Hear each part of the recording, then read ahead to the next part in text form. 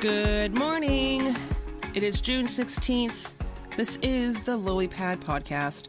I can't even tell you guys. It's absolutely amazing outside. It is beautifully sunny. I was out there, I don't know, maybe a couple of hours ago. I was drinking coffee and having a bagel with Mom outside. And it was so beautiful. It was very relaxing.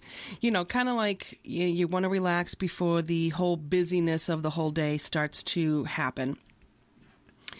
But yeah, it's been a good day so far, and it's only 12:24, although I am pretty hungry. I wouldn't mind ordering a pizza, but I do have company coming over in about a half an hour. My two cousins, Andrea and Katrina, sisters. Katrina is in town for a few days. She lives out in California. And earlier this week, I mentioned that we were going to be discussing what it's like to live out there. Cats and some cosplay stories will be told today on the show. So I'm really, really looking forward to that. But before they came over, I wanted to kind of make it look a little more presentable down here. Not that it was dirty, but I hadn't dusted in a while, so I kind of did one of those, little, a flash, quickie dust sessions, kind of cleaned it up just a bit. Got the window open, my diffuser going. It smells like a cupcake down here. It smells delicious. It's probably another reason why I'm getting hungrier by the minute. Anyway, so they'll be here shortly. We'll be having some fun with that. And I'm going to see, I've been texting my mom to see if she'd come down to confirm, make sure it does smell, kind of nice down here, because it is a basement, so the windows are closed a lot. So I'd like to get as much... Ooh, what's that? Oh, it's nothing. I never get exciting emails anymore. Anyway. So, that being said, we're going to see what's going on with Mom and why she hasn't come downstairs. So, we'll be right back on the Lily Pad.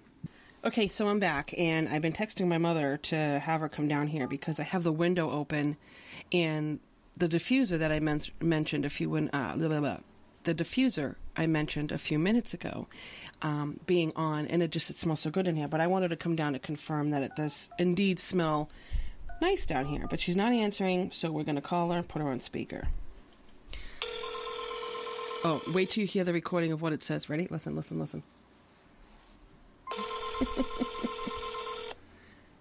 Call from the bitch.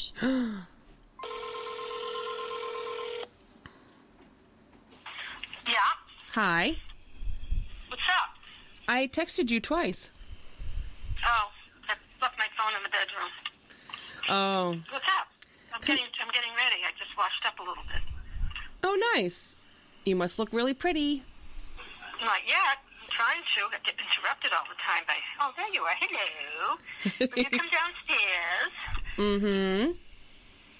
In a minute. Let me finish up what I'm doing, okay? All right, go finish putting your face on. Go fix your face. Oh, I have to find it. I don't know where it is. I just recorded this whole conversation, by the way. Oh, come on. You did not, did you? I did, but I'm not going to put on the show. Don't worry. You are so bad. Well, I love you. Bye.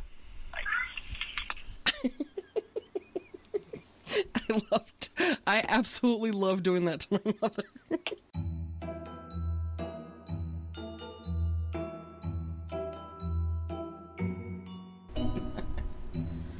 We're back, and that was Andrea you just heard chuckling in the background. Andrea, thanks for coming. Hi.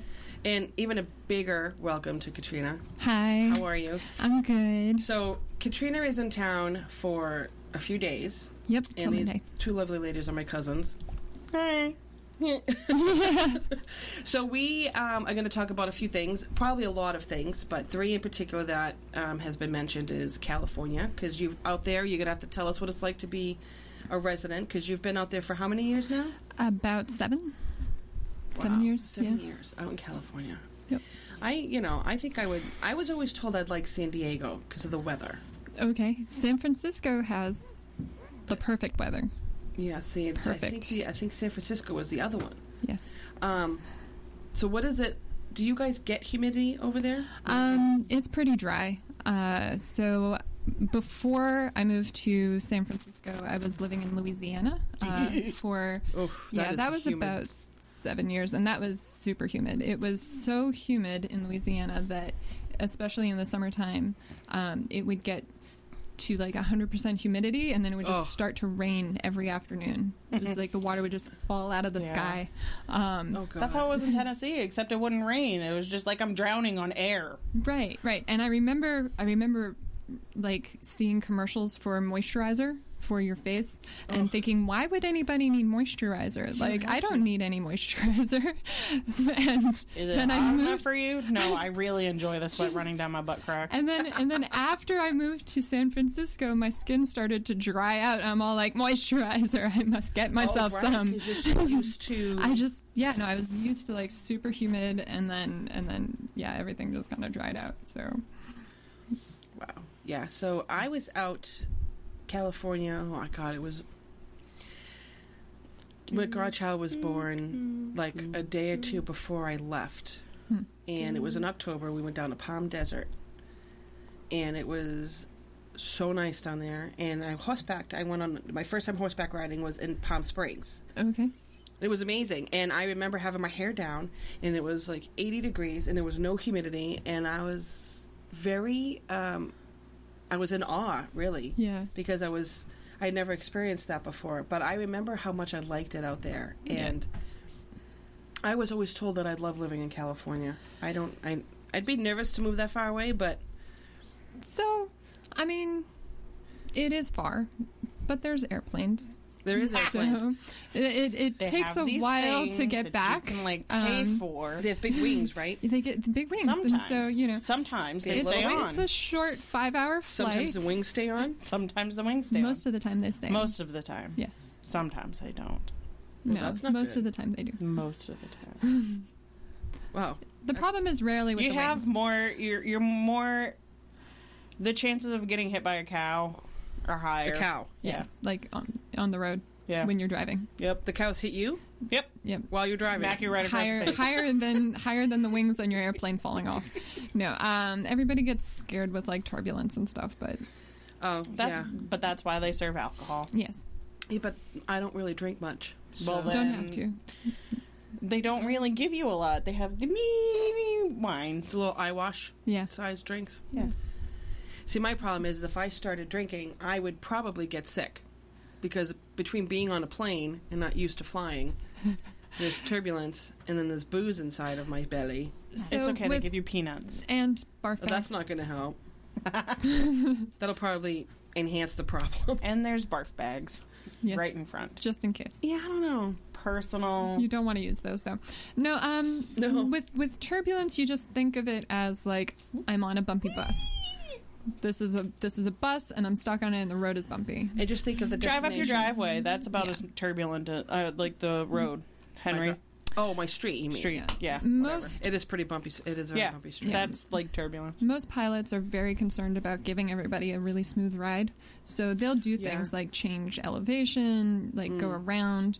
The biggest things to worry about are the things that they usually ground planes over anyway. So, Yeah. like severe thunderstorms Oh, right, causes true. change in pressure, and there's like a drop off, and you don't want to be in a plane Yeah. going over a drop off. So they're usually very careful about that, and Yeah. sensors and weather are all very much like better than it used to be because they've realized that this is important. And so, you know, there's It is what it so is. few, Yeah. so few. And I have to admit, when accidents. we flew out there, it wasn't a bad flight. We had a layover in Arizona, Phoenix, I think it was.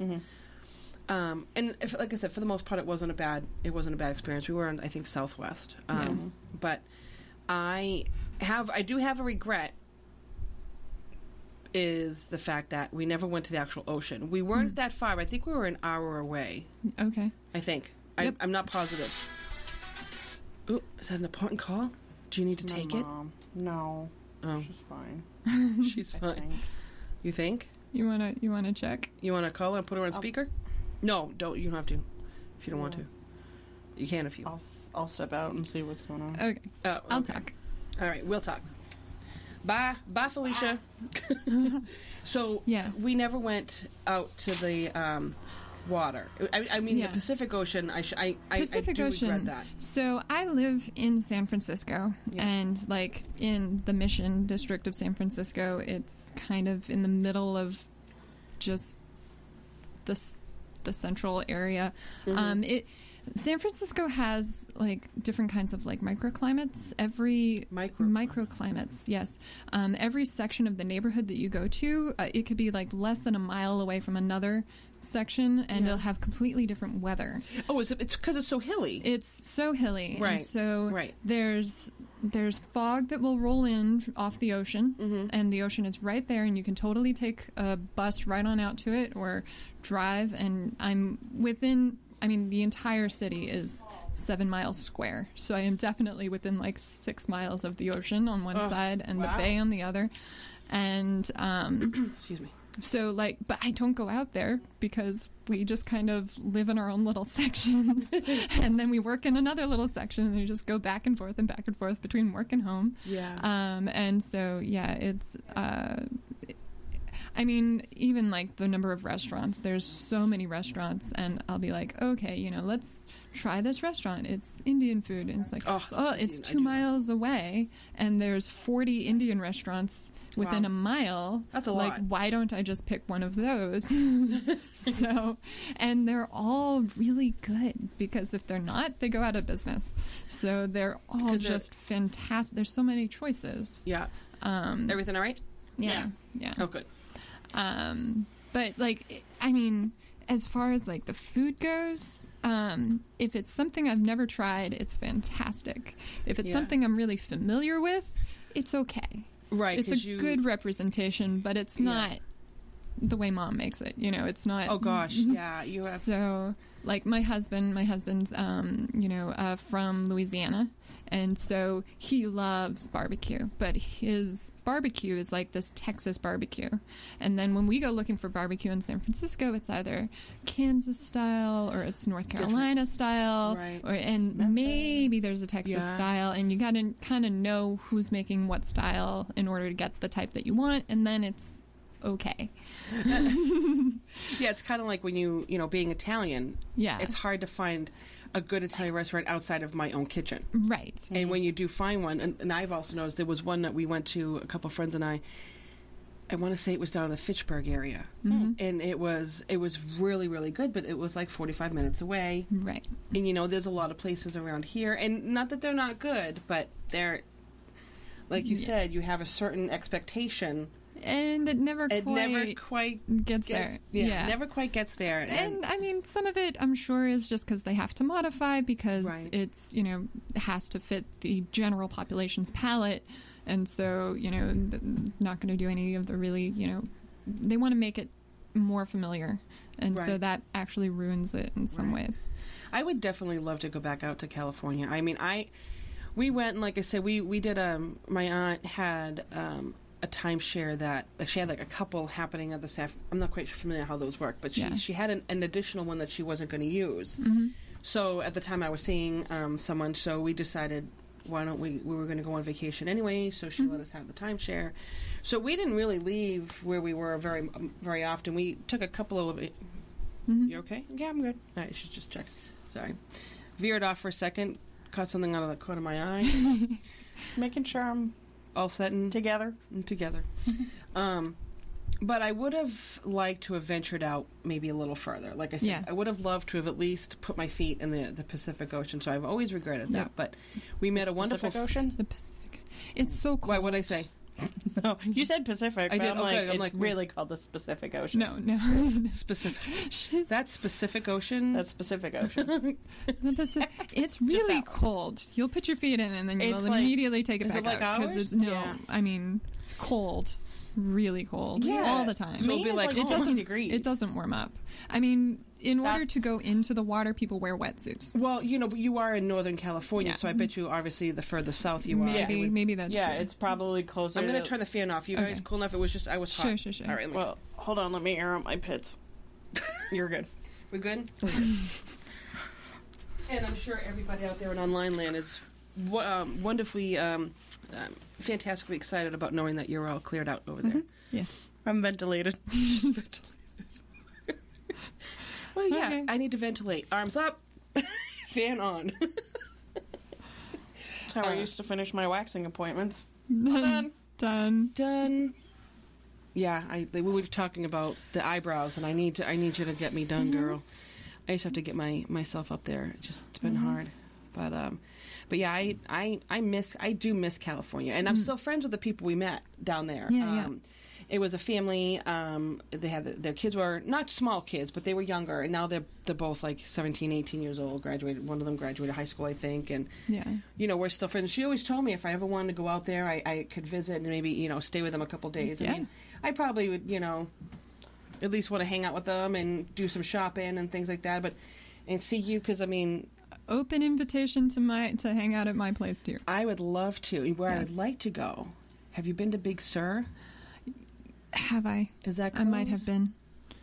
The cliffs up there, kind Okay, so they've taken me camping a few times, and I am of? never. Who's they? My husband and Okay. his friends. So wait, And it sounded a little sketchy. They take Yeah. me camping, but never told me where we were. my husband and his friends will occasionally Don't go into the woods. plan. Stay out of the woods. They will occasionally plan a camping trip, and then I'll go. But I miss camping too. I don't like camping. Oh, you're not a camper. I am not much of a camper. No, I proved this after the last camping trip. It was miserable. Well, I mean, at least you went and experienced it to really, because some people Big just say Sur no. is south of Carmel. Okay, so no. I do love camping, but it's not an easy adventure if you're not into it.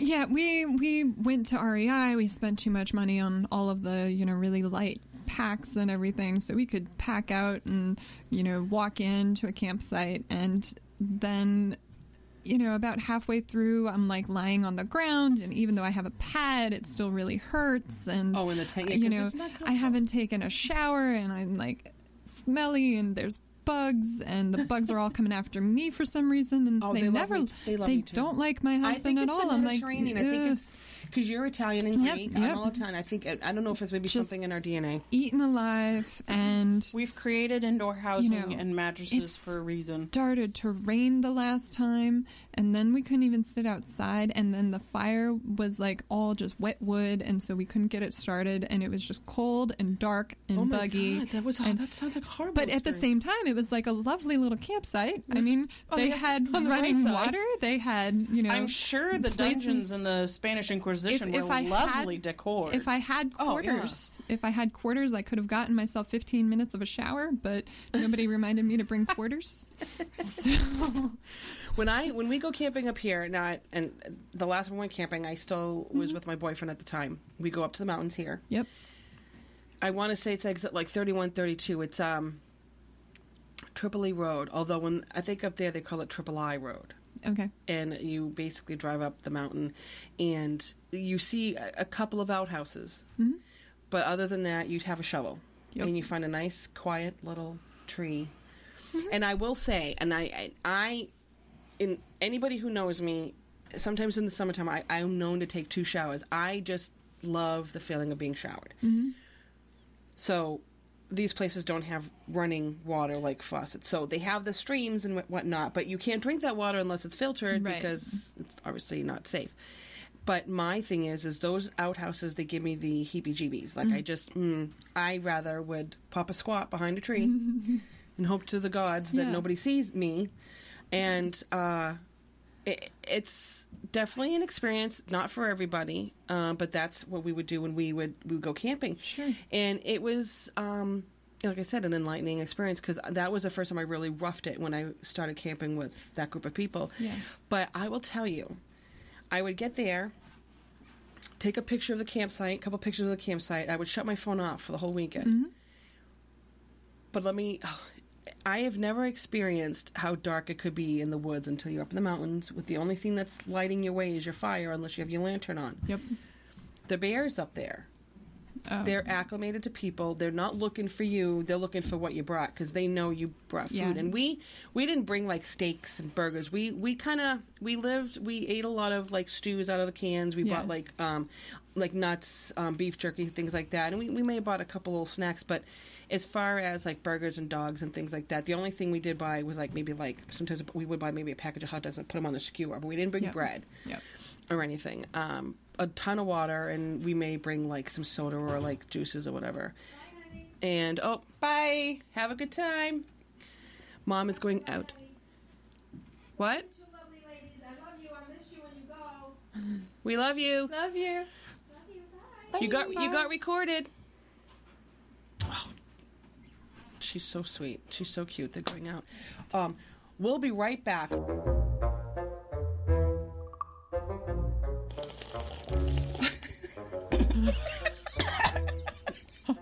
And we're back. Oh, dude. It happens. Well, I can't say we're being ladylike today, but we are back. And sorry. No, it's okay. That's actually really fun. I can't wait to play that part back. It was the soda. It was the soda. Yeah, to make that noise, you have to inhale, which is like air bubbles, and then it's just like once you've done it 3 times, it's gotta come out some way.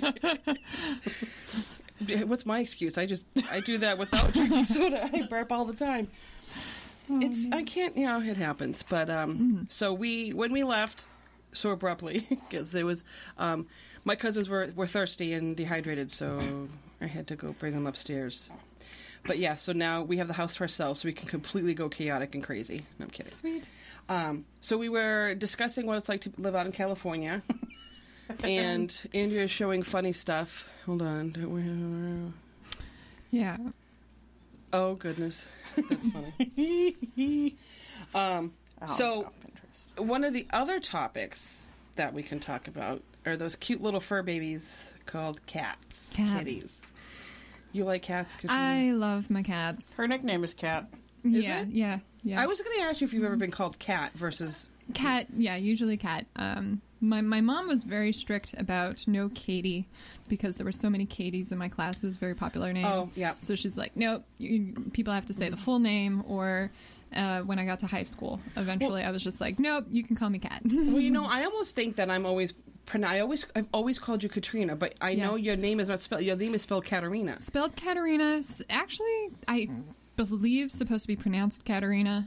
Because every time I say Katrina, I'm thinking, is that my sister Andrea, when she was very small, couldn't say Katarina or Katerina like my mom says. Yes, your mother does say it like that. Yeah. And so she would call me Trina, and then it just kind of cute. Caught on Trina. That's how I decipher her between the other Katrina. The other Katrina? The shop owner that I rent from. She rents from is Katrina too. But so up until like 4th, 5th grade, I thought my name was pronounced Katrina. And I just had a silent E. Silent E right in the middle of the word. Right in the middle of the word. And then my mom said, oh, no, you're supposed to be Katarina. And so I spent the next few years trying to convince everybody to say Katarina instead of Katrina, but it was too late by then, so it wasn't until high school. I have no problem calling you Trina, Kat, or Katarina. I'm so confused at this point. I'm sorry. Yeah, she's Kat. Cat's fine. Oh, Katarina. Katarina's I'm the only Trina. No, you're Andrea. I'm like, this is your name's Andrea. Andrea. Like the Devil Wears Prada. My father used to call me April. April? April. He'd be like, April. I'm like, yes, Dad. I don't mind that. That's cute. I've been called other names too, but Yeah, no, my husband calls me Cat. Cat? Yep. Hey, that's what he introduced us. No, but he didn't come out with you to this trip, right? No, he's not here this time. Maybe next time. Yeah, and then he could be on the show too. Yeah. Oh, it was the funniest thing. I know this isn't your fur babies, but my fur baby, I brought her up to the airport to pick up her this time. And it's like... Trina? To pick up Trina this time. And, I figured she'd remember her from our road trip up and whatnot. And, the last time she was up. I forgot about that. Holy crap. This child was like... And by child, I mean her 1-year-old beagle. Was just... She had a breakdown. It was right in the middle of the airport. So loud. Everyone, like, I look around and I'm Could like not be turning red. consoled. They're like, and she's like, her tail is wagging and she's They like do lifting her remember. leg and she's like trying to get as close to Yep, Katrina as yep. possible. And Sat on my lap for a half-hour drive home, got out the other side, and continued to cry. just like tears Animals of remember. excitement. It was like, it was almost like those videos of the dogs and the military guys coming back. Oh, I love those. It was like I could have recorded it and put it up there. I should have recorded it. Did you see the thing I posted? I shared a post on Facebook. It was similar. It wasn't a dog or a cat. It was a gorilla who was dying. She was terminally ill, and she wasn't eating or drinking. Yeah. And I literally, I mean, even when I he think was about it, I crying. want to cry. I was wiping my eyes out with tissues. Yeah, like I was crying because it was such a beautiful thing, but it made me so sad. So this gorilla was really sick, and when her friend, and it was an elderly gentleman, came up to visit her, she remembered him because they had been friends, befriended, throughout their life. So he's, talking to her, and the second she sees him and recognizes him, she like, when they kind of smile, like the whole mouth goes like ear to ear, and she's crying, and then she starts touching his face and like patting the back of his head, and she's like hugging him, and she actually took a couple bites of food when he fed her. Like, it was the most beautiful thing. That made me so sad and crying, but it's like animals remember that do. scent. It's the second, and all of a sudden she remembers. Well, it's always really funny because the first time Trina met Lady, like, was when she flew in to drive me up here when I was moving up here. The first night, she jumped and was treating her like she does me. I think she actually got me confused with Andrea, and I think It's possible. I mean, maybe the voice, Our maybe voices are something very similar. maybe something But- in the smell, but but, it's like the she scent. Your scent she does- thought I was her. She wanted to sleep on the bed She with me, slept on her bed, not and with then me. the next morning. Something Ignored clicked, her. and she was just like, "Oh, I don't know who you are," and then she went right back to Andrea. She's like, wait a minute. She's like, It What just reminds happened? me. It actually reminds me of you as a kid. when I was very small. When you were very, very small, like before I was even, or I may I have must just have been been like born. 4. Yeah, I may have just been born. Like I might have just turned a year. Yeah. You running up to your grandfather. My Nanu? Yeah. Aw. Thinking he was Uncle our Common. grandfather. Oh. Uncle Common. I remember I got him and my grandfather confused when I was like 4, and I ran up to him. I gave him the biggest hug around the leg. And I'm sure my grandfather And probably loved that. he loved it. Yeah, He loved it. But he looked down, and then I realized that it wasn't they the look person. alike. I realized it wasn't my grandfather, and I started to cry. And it was turned from like lovely to like, oh, I'm crying now. Like, this is great, and now it's horrible. And Yeah, it was he very- just smiled. He was lovely, and yeah. But Yeah. I remember It that. was very much like that. That's funny. My cat, Neva, I had her for 20 years. And I got her at a pet store, and a lot of the times before they even get to the pet store, they have to be at least 6 months old anyway. Right. And I remember getting her, I think it was like March. It was springtime. So she had to have obviously been born the year before, at least 6 months prior. And I'm saying to myself, well, then she had to have been close to 21 when I had to put her down, because she got real sick, and she plummeted fairly quick. Within November hit, and the second, like I said, within those few weeks, she had dropped half her body size. And I had some blood work done, because she was always a healthy cat, and I had some blood work done a few days before, the week before Thanksgiving of that year, and they came back. Her numbers came back off, and her platelets were off, and I'm like, okay, so obviously something's going on, and I could tell. And she was 4 pounds. Now, she was always 8 pounds. She was a small cat. I think she was literally the runt of the litter, because when I got her, when she stood, she was the size of my hand. Oh, right, she was a right. little tiny, little nugget, my little baby. And I said to my mom, I'm like, she's half her body size in a month. Yeah, that's And it was hard for her to move. And Thanksgiving, and this is when I really knew, because she was having a hard time with everything, really. And I remember putting a spoon up to her mouth because her collar was heavy for her. So I took her collar off. Yeah. Because it was too much for her neck. And I remember putting a spoon up to her mouth to make her, to help her drink. And I was sitting on the floor, and I was crying. I looked up at Mom. I said, we have to do this tomorrow. Because when I had talked to the vet earlier that week, I said, let me just get through Thanksgiving. Yeah. I'll let you know what we're going to do. And so I think I I don't remember if I just called them that morning and scheduled it, or I forgot how it had happened, but we did it the next day, Black Friday of that year. Yeah. And, I had to put her down, and, and I have her on the mantle with everybody. But she was a very in tune cat with me. Mm-hmm. And we had our routines, especially when we went to bed. I mean, there were several times she would tap me on the shoulder, like, you haven't turned on your side yet. And one time she said hitting my forehead, because I used to pretend I was sleeping just to mess with her. Yeah. And one time, when I opened my eyes, she would literally be sitting at my shoulder, not on me, but at my shoulder, looking down at me. Yep. And I would turn on my side, and she'd curl up next to me, and I'd put the blanket over her. She would fall asleep. Oh. And I remember one time I was upset. I came home. This was a really, really long time ago. We were living in Haverhill.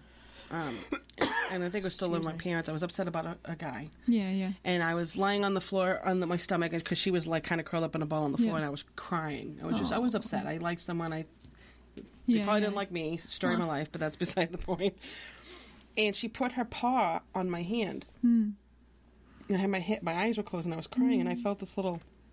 And I opened my eyes up, and she was just looking at me, and she had a paw on me, like she was trying to hold my hand, like telling me, and I'm like, I just love you.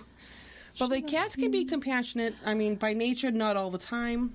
So when I was in high school, and probably even before then, but I was always very good with cats, and I went to the SPCA, and I volunteered for about 3 years in the cat rooms. And that must have been fun. Yeah, I would go in on Saturdays. It was closed down for the most part, and I would clean all of the cages and like play with the cats and like give them some hand holding time, and loved them. And oh my goodness, Mom had to check my sweatshirt for kittens that I wasn't make sure I wasn't smuggling any home. And I totally would have if she didn't check me. So. I would love. I want one. But then I went away to college. You couldn't have cats in college. I came back home. I worked here. Couldn't have cats there.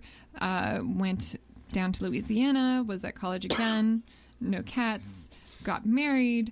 My husband is very much a dog person. He has never had cats. So I, we should get cats. No, why would you want a cat? I'm just going to go cough it out here. Okay. And so part of the deal of moving out to San Francisco was we're getting a cat. So make sure that the San Francisco apartment allows cats. Right. Yeah.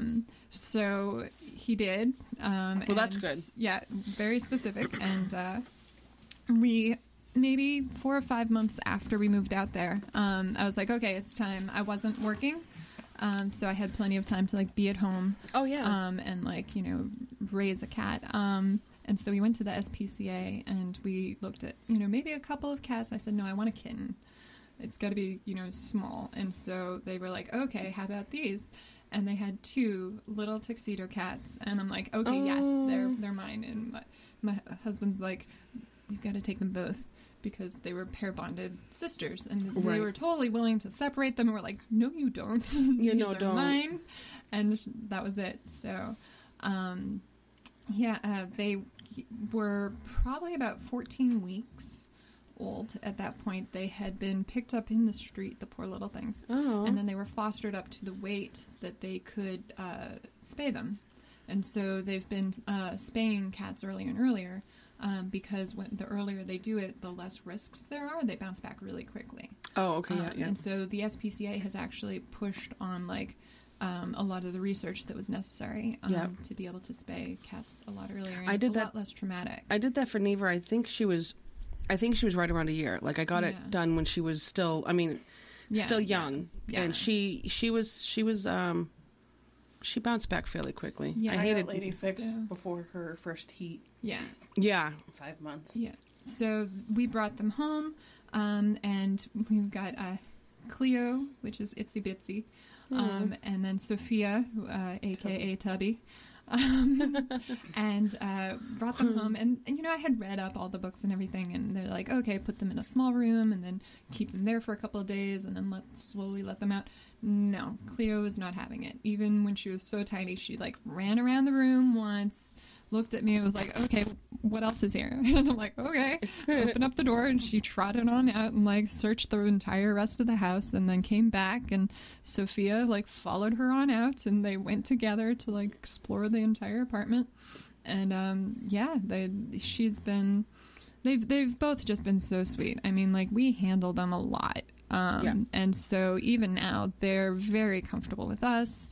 They get a little around strangers, a little skittish, but give them enough time and they'll come right on out. And they've basically like never had, like anything bad coming from us or from any of the people that we know. Right. So they're very trusting. The one time that Sophia got stuck on the toy. Okay, there was the tractor pull incident. I was there for that one. Wait, the what? The tractor pull incident. Cat and a tractor is not here in the same sentence.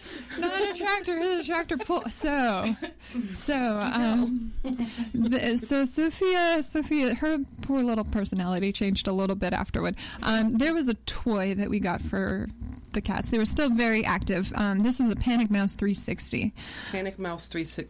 360, yes. It's a wand on a little base. The base has like 4 double D's in it. The wand goes around. There's a friction fit piece that attaches to like a little ball at the end of a wire, and it flips around, and all the cats love it. And so Sophia would grab the little ball and like run with it, and it would come off the machine, and she'd pull it into the other room, and then 5 minutes later she'd bring it back, and she'd like cry because she wanted it to be put back on the machine to go around again. And so this was supposed to entertain her while I was playing video games, so it was just not working out. Oh, you're a gamer too, huh? Yes. So at some point I got the brilliant idea that the friction fit was just not frictiony enough, and so I taped it. I taped it. And so the very next time she grabbed the little ball and ran with it, she is a very powerful cat, and she ended up pulling the entire base along behind her. And so now she's being chased down the hallway with it's just bouncing along, batteries flying, like boom, boom, boom. My husband looks up, he's like, is that a tractor?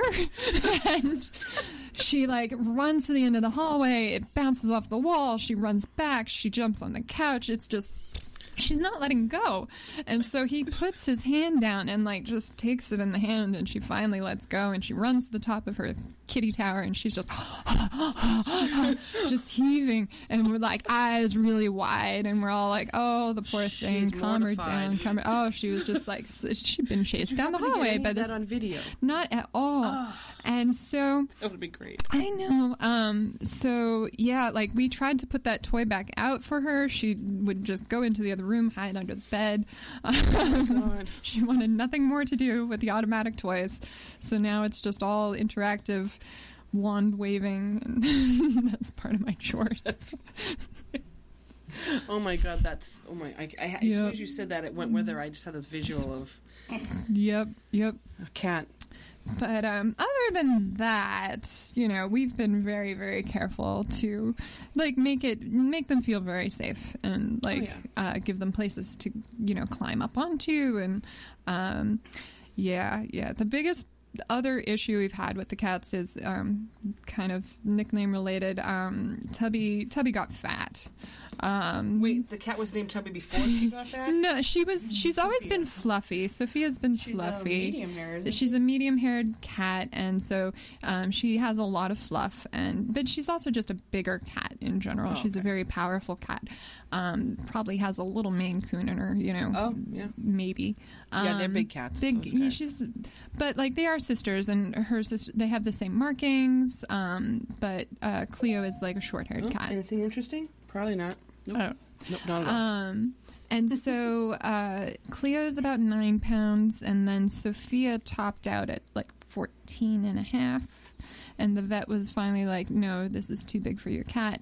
And we knew that she had been stealing Cleo's food, because Cleo is a very slow eater. Yeah. And so she'll eat a little bit, and then she'll walk away, and then Sophia will finish her food, and she'll go after Cleo's food, and she'll finish off her food. So she was getting double portions, and we were feeding them more because like it would disappear. But we were having trouble just separating the food. So we ended up buying these 2 little robot bowls, and they were a little expensive. They were like robot bowls? Yeah, they're $200 each, and they're you pair the bowl to your cat's microchip, the microchip that they have in their neck in case they get lost. You pair them like Bluetooth devices.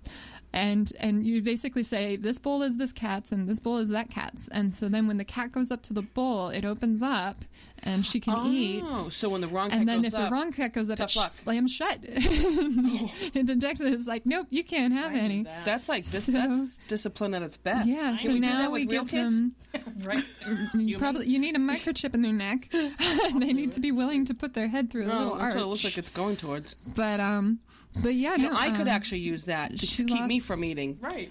She lost 2 pounds, and it's taken about 8 months. So we were. Oh wow, we that's were actually really good. nice and slow, because you can't go too fast with the cat losing weight. But we were able to like separate them out and give them each how much food they need. And That's awesome. Itsy Bitsy's weight's kind of stabilized out as well because she's not as anxious anymore. I think, like in hindsight, her food being stolen was probably not that great for her. No, But definitely not. But technology will fix it all. Oh, absolutely. And you mentioned a minute ago, I won't get too into conversation with this, but this is going to make me really want to find out how I can get, with Spreaker, I know I can have calls patched in.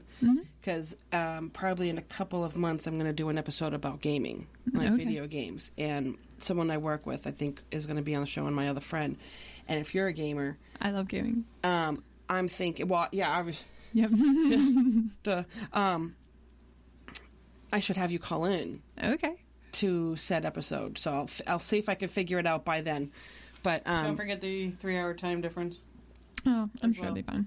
No, Yeah. I'm just letting you know. Like, Yes, there is a when you're 3-hour setting it time up, difference. There's a 3-hour time difference. there is. I'm 3 hours before you. That's silly. Well, I'm just saying, she calls me at 11 o'clock here, I but forget. it's like there.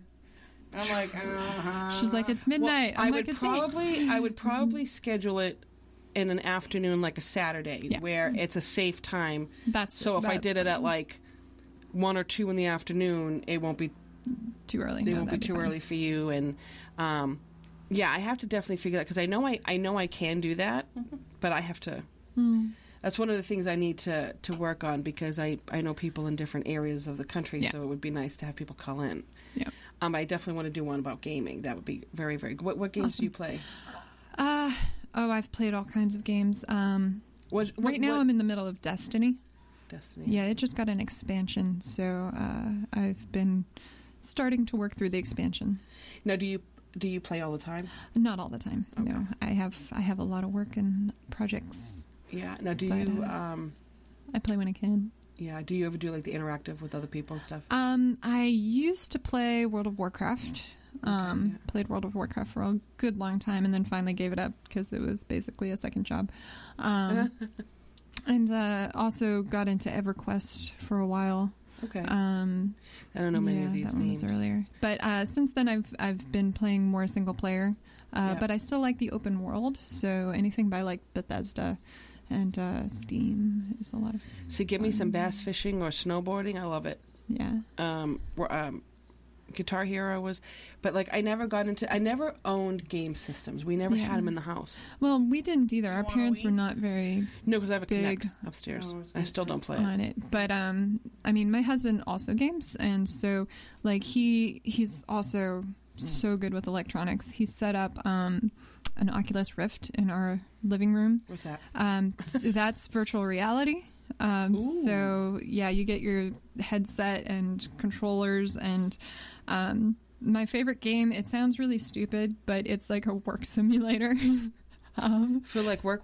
It's not work. It's robots in the future who don't understand humans, and they've put together a simulator of what it would be like to be a human at work. So you go to the office, and they like just take the wrong thing. It's totally wrong, and it's hilarious, but it's also It sounds like it would be intriguing to see what that would be like. it's really funny.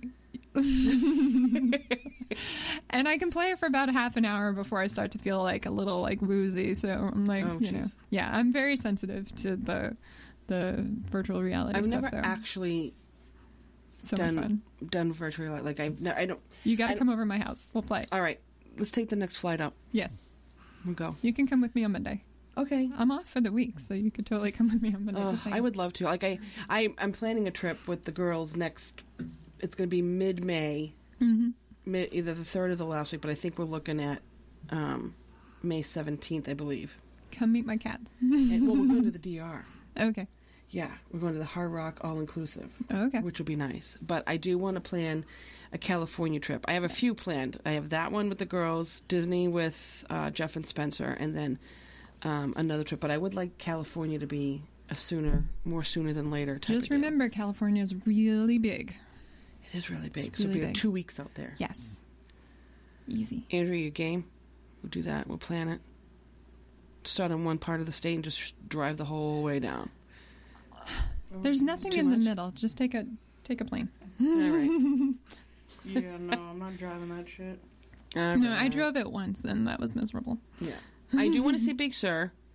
I want to go to Big Sur. I'd like to hit Anaheim to see some friends. How about you do Anaheim, drive up to Big Sur, and I'll fly out to San Francisco and meet you there. Whatever. In San Francisco. San Francisco is near some Muir Woods. I don't know if you've heard of Muir Woods, but they have Is that with the redwoods? Yeah, that I would like to. Yeah. When I snore, I sound like a buzzsaw chopping down one of those trees sometimes. So does Becky. Nobody's allowed to chop down those trees anymore. No, those trees are gorgeous. Mm-hmm.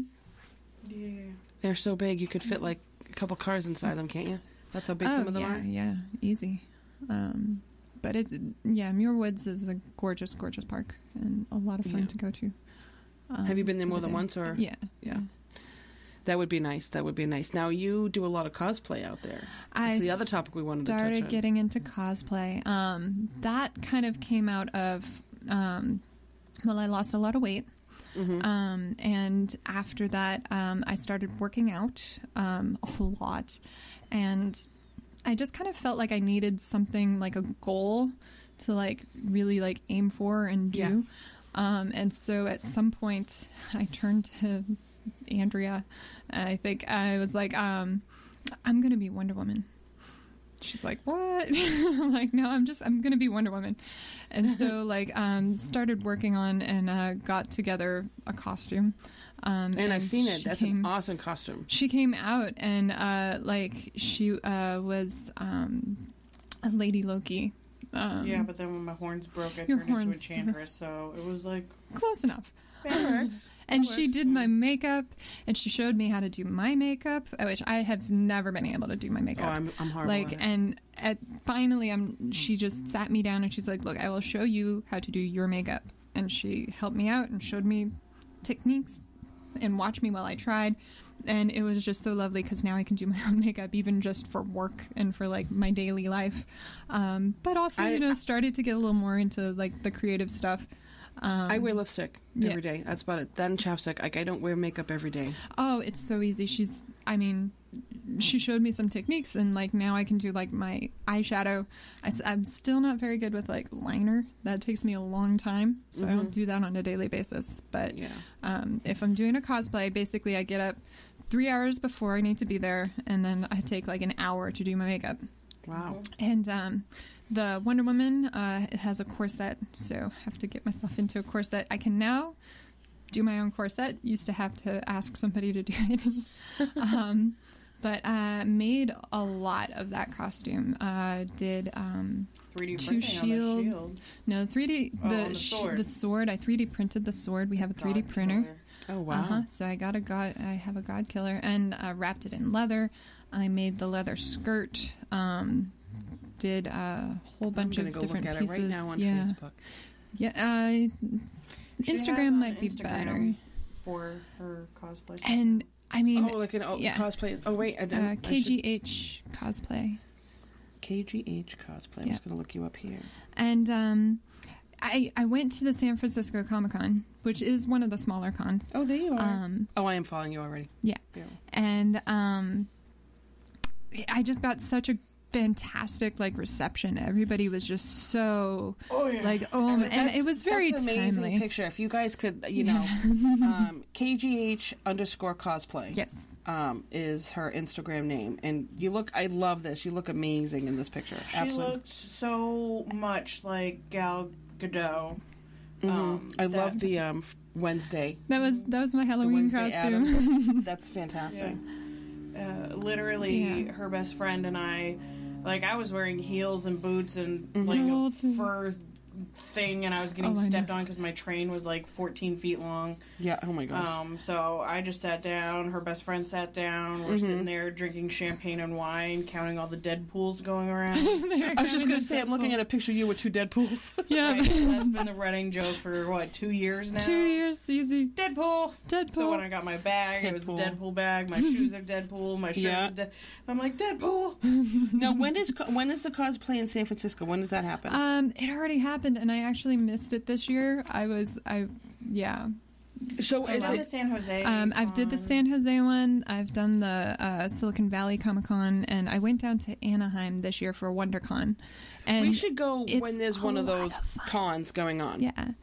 They're all over the place. Cosplay for it. You do not have to cosplay for it. No, but that's my requirement. But okay, you're given the challenge. You got to cosplay. I would totally cosplay for that. But I need to have more of a figure for that. No, you don't. Well, no, for me physically, I would like to. Okay, you might like to, but you do not have to. Right. Because, like, people of all shapes, sizes, ages. I mean, it's just fun. Yeah, I mean, it's that's a lot why of I'm fun. like, if you're gonna go to these things, have I to think it's best to do it because who cares? It really is. It's just letting go. Yeah, I would love to. We should plan it, like in a couple years or a few years, something like that. Like I said, I mean, I have 2 trips planned technically. Yeah, but I would love to, and that gives me time to kind of figure out. Right now, if I were to join her, like in the shape I'm in, I would wear my Pikachu onesie. Yeah. Pikachu. Well, okay, so for me, that's the wrong. It gave me something to work towards. Like, even while I'm like at the gym and my trainer has me, lifting the ball, I'm like slamming it down. I'm all like, yeah, I'm a superhero.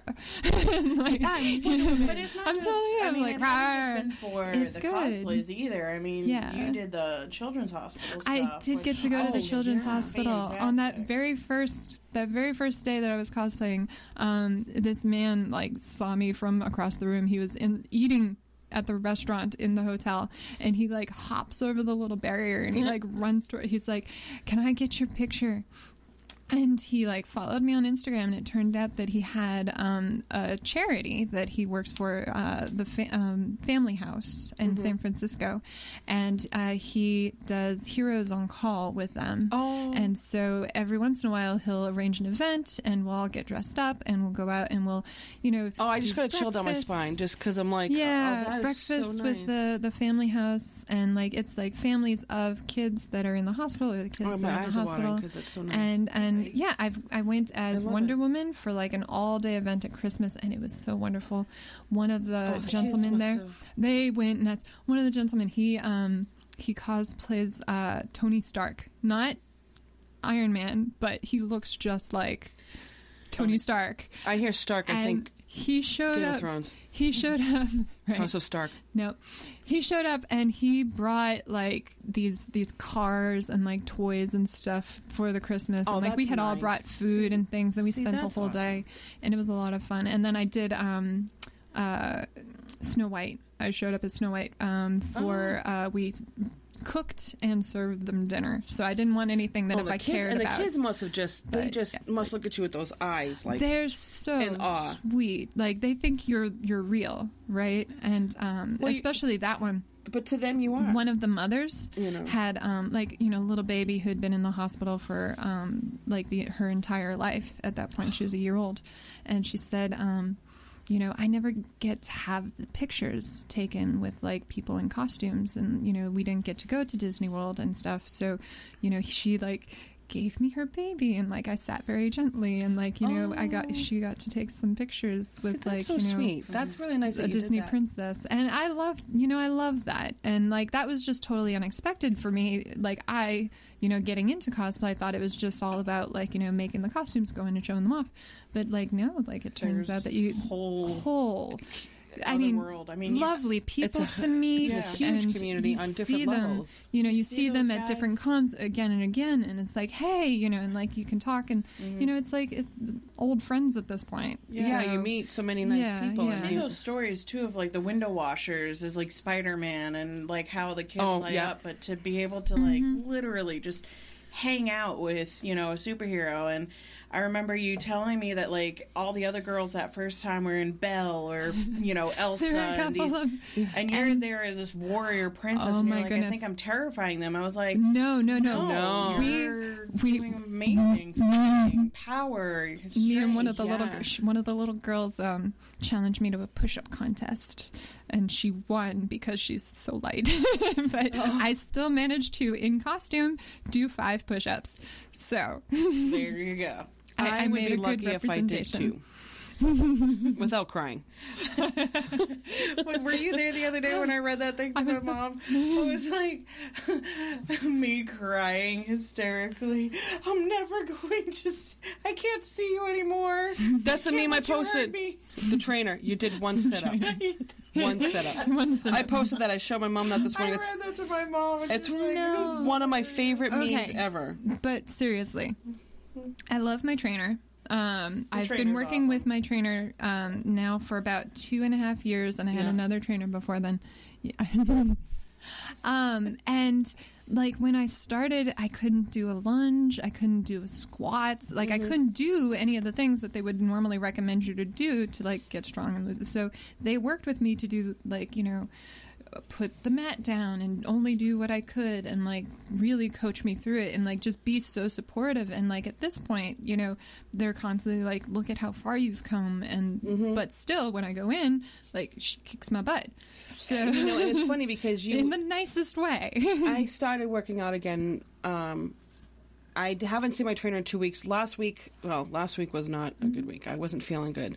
Yep. And I think I got a touch of food poisoning. So my knee was bugging me and I was not feeling good. So I canceled. And I didn't reschedule for this week and I kept forgetting to call him. So I'm going to see him next week. But I have been working out a few times a week after work. But I got my knee looked at on Tuesday and found out that in my left knee, kind of on the inside a little bit, where I was feeling issues, I do have some arthritis. So this is my knee has been, had always bothered me, but it was manageable. Yeah. But when I fell up the stairs last year, I tripped up. But the way this You part fell. of the stair where it kind of bends and folds, Yeah. the way I landed, that fold was at a diagonal angle up, right on the front, right on the joint. So yeah. whatever was going on with my knee, it just kind of like woke it up even more. Yeah. So I have to keep a mindful eye of it. But I can't do lunges the way you said, but like you said, do it as much as you can. And they told me I could do whatever I want. Just let my knee tell me how much I do. Ask about My the trainer kinesis will tape, run. For your knee. Yeah. Kinesis tape. My trainer will modify, like she calls them the princess mats. So I'm always like, okay, I'm very sensitive, like about my knees. I don't want my knees like touching the ground or like tapping the ground. So like I use the princess mats. And like I had an issue with my wrist where I had to have injured it somehow. I don't know what I did, but all of a sudden I couldn't do planks anymore. And I was just like losing it on the wrist. I do like planks. And That I happened just to me couldn't when I do was them. doing that with kickboxing. Yeah. After a while, well, for me, it was the weight just Yeah. being like Something that. here, So it just and like so- it almost felt bruised. Yeah, Oh, yeah. okay, yeah. Well, we modified it. Turns out on my knuckles, even though it's harder, was actually better because it was keeping the wrist straight and it wasn't this putting is a very pressure weak on the point palm. for your wrist. Yeah. but this isn't. That's why they often have those. Yeah. And If you've ever seen them, they almost look like the bars, yeah, those to do bar those things. bars. Yeah, and then the other one was like up on my fingers. So we like modified stuff and made it a little bit harder, but she worked me through it. And so like it's actually been feeling a lot better. I've been able to put more pressure on it, on at least soft surfaces. But like I've had issues where like I've started waking up in the morning and like my hands are really sore, and so like I'll tell her this and she'll give me like finger exercises and she'll like walk me through different stretches. Anytime I go in, if I'm like my back hurts, my legs hurt, my hip hurts, she's always like, she's like, come in. Like, even if you feel terrible, come on in. We will work through it. Right. So it's just like this. Basically, like, if I don't go twice a week, there is something really wrong. Right. Like, so yeah. She's just been so fantastic. And, you know, she listens to me also. Like, you don't even realize it, but, like, just having somebody that I've known now for that long, you know, she hears all my little stories and stuff. And, yeah, it's just really great. She's a friend at this point. I was going to work out with you, I but then know. I had that stupid toe thing. Well, you come back, and then we'll work out together. Bullshit toe thing. We should just move out there. It's okay. The one thing about San Francisco is that it is insanely expensive. Oh, yeah. It's expensive. No, that's We've been there now for 7 years, and we have rent control because the house that we moved into was built before, like, 1970. It's old. It's old. It has issues. Like, you know, they didn't put outlets everywhere, so there'd be like one outlet in the entire room, and then you have to string cable. So it has issues. It's a little dark. It doesn't have a view, but it's affordable, very affordable at this point. And we can't move because if we moved out and back in, it'd be double. Yep. And this is why I won't get lashes. By the way, you see how my eyes are rubbing like crazy. Oh no. Not to cut you off, so I apologize. No, that's okay. But yeah, it's expensive. So my husband and I, he's a software engineer. I would move into your little into room. Into my. I have like a Harry Potter closet underneath the stairs. Oh, I love Harry Potter. Yeah. Under the stairs, is he there too? It's under the stairs. It has enough room for a bed, but I don't think John would like Andrea. No, I told her, I was like, just put me in this room, me and lady. Your apartment. No, I'm not allowed to have dogs. I'm not allowed to have dogs. It's actually very difficult to find a service dog. So technically, she can. But you're not on the lease, right? So technically, I can't. But she technically could if she's service dog for me. So they don't allow Andreas in the apartment? I don't think that a long-term Andrea would be. That's kind of the case in a lot of places. Yeah, but yeah. I obviously let everybody in here. Yeah. I love you. Just kidding. Yeah. Like you could keep me out. I know. 2 a.m. April! Avril! Go home, Andrea. You can't keep me out. Yes. I wake up in the morning. What's going on downstairs? Andrea's like kicking back, sleeping, snoring. I mean, yeah, no, we're just, you know, dual income, no kids at this point. Complete things. Yeah. And that is one thing I've heard is California is very expensive. Very expensive. And I mean, everybody wants to find somebody to blame for it. So there's a whole bunch of like anti-gentrification movements in, you know, the city and especially in our neighborhood. They'll protest the Google buses. Google buses? The Google buses. So Google and other... It's not just Google. It's a lot of the different tech companies will send buses to the city, and they have different stops around the city. Oh, they pick up employees? That pick up employees and then bus them all down to their campuses on the South Bay. So on the plus side, they don't have to each have individual cars and commute, and a lot of them can do work on the bus, and that counts towards like their work hours. So it's a way of getting people who otherwise either wouldn't work in the South Bay or who would commute long distances to like that's interesting. Be more convenient. But the locals don't like them at all because they feel like, you know, the influx of people who should be able to, you know, move outside of the city or whatever, like that they're raising rents and gentrifying things. Yeah. And so, you know, everybody wants somebody to blame. Yeah. I'm trying to think of... There's a point where I accept gentrification, but then there's a point where I'm just like, I hate you.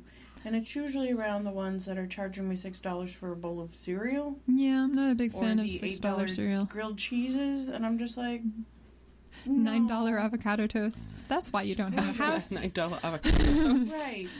Like, I like avocados, but...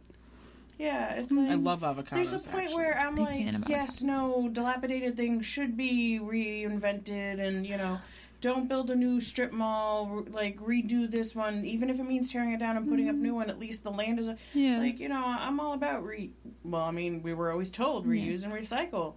You know, so like when you only have one store in a strip mall, why build another strip mall 30 feet away? Like, but yeah, then there gets a point where because it's all new, everything is more expensive. So prices go up, and it's just and then a lot of the culturally significant places can't afford to be there anymore, and like that's when you start to have issues. And I'm not a big fan. Of like losing the things that are. Yeah. I mean, I'm sorry if the cash place goes out of business and they put in a coffee shop instead, I'm not going to cry. No. But when like the tamale parlor, I feel do more damage than anything. But that's like when you bring like your gold in for cash or something. Is that what it is? Or your title. Yeah. Or no, it's like cash your checks here and they take 10%. Oh. It's one of those. Yeah. Or pay the payday loans types of things. Like I don't need them. No, at least a coffee shop serves more of a purpose. Yeah, but if the tamale parlor is having trouble, like I don't want the tamale parlor to leave. If the jelly donut ever went out of business, I think I may mourn. Is that the name of the place, the Jelly Donut? The Jelly Donut is the donut shop that she brought me Folsom. to. That's like 3 blocks away from her house. It's the closest thing to Dunkin' Donuts. Well, Dunkin' Donuts. No, it's the closest thing to Heavenly Donuts. Heavenly Donuts. Okay. Yeah. So, don't get me wrong. I'm a Dunkin' Donuts person, but as far as coffee and So I like Heavenly. The regular diner coffee. So what I figured out while she was out there is that she doesn't do the typical San Francisco thing where people go crazy with like reinventing the old stuff. So there's like there's a donut shop that will do apple bacon donuts, and then they'll do like bacon. Yeah, bacon donuts, and then they'll do like I did a mango maple passion bacon scone, fruit, and it was delicious. I can see because it's not fried and it's or like lavender or something. Like they get really weird. I brought her to the rum and cornflake ice cream. Bourbon and cornflakes. That's called Secret Breakfast. Ew. That's at Humphrey Slocum, and it's delicious. Ew. So wait, what is it? Rum and what? Bourbon and cornflakes. So you don't put milk in it? You put a bourbon in the cornflakes? It's an ice cream. Ice cream. No, just kidding. Yeah. Ice cream. Bourbon and corn. Yeah. I can imagine that might. I just want a chocolate chip. Yeah, no, they didn't have chocolate chip. They had peppermint. Mint and black pepper. Right. They have. Well, I'm weird with mint anyway, but yeah, no. My husband likes it. One of his favorites. Like chili pepper ice cream. Chili pepper ice cream. It's almost I would probably try and that. she's like no. She's like no. I want normal. Ice cream. You want it's got to be sweet. Cookies and cream. Yeah. No, I get you. No, I got you. But maybe like a 7-layer bar. Cooking a 7-layer bar. She was maybe looking. M&M. She was looking for the familiarity. I just wanted chocolate chip. Yeah, but if you went into a specialty shop. Or that's why I walked out and said specialty. I took her there, and then she's like, "No, I'm gonna go to the little convenience store down here and pick. I'm gonna go to the one across the street that says "not so specialty shop." Yes. I mean, we had specialty shops in Tennessee, but it was like froyo mix-in crap. So it's like you put your like cake batter, frozen yogurt, and your brownies on like. See, now I want a donut with brownies and bourbon. No, I'm kidding. No bourbon. Maybe not the bourbon, but.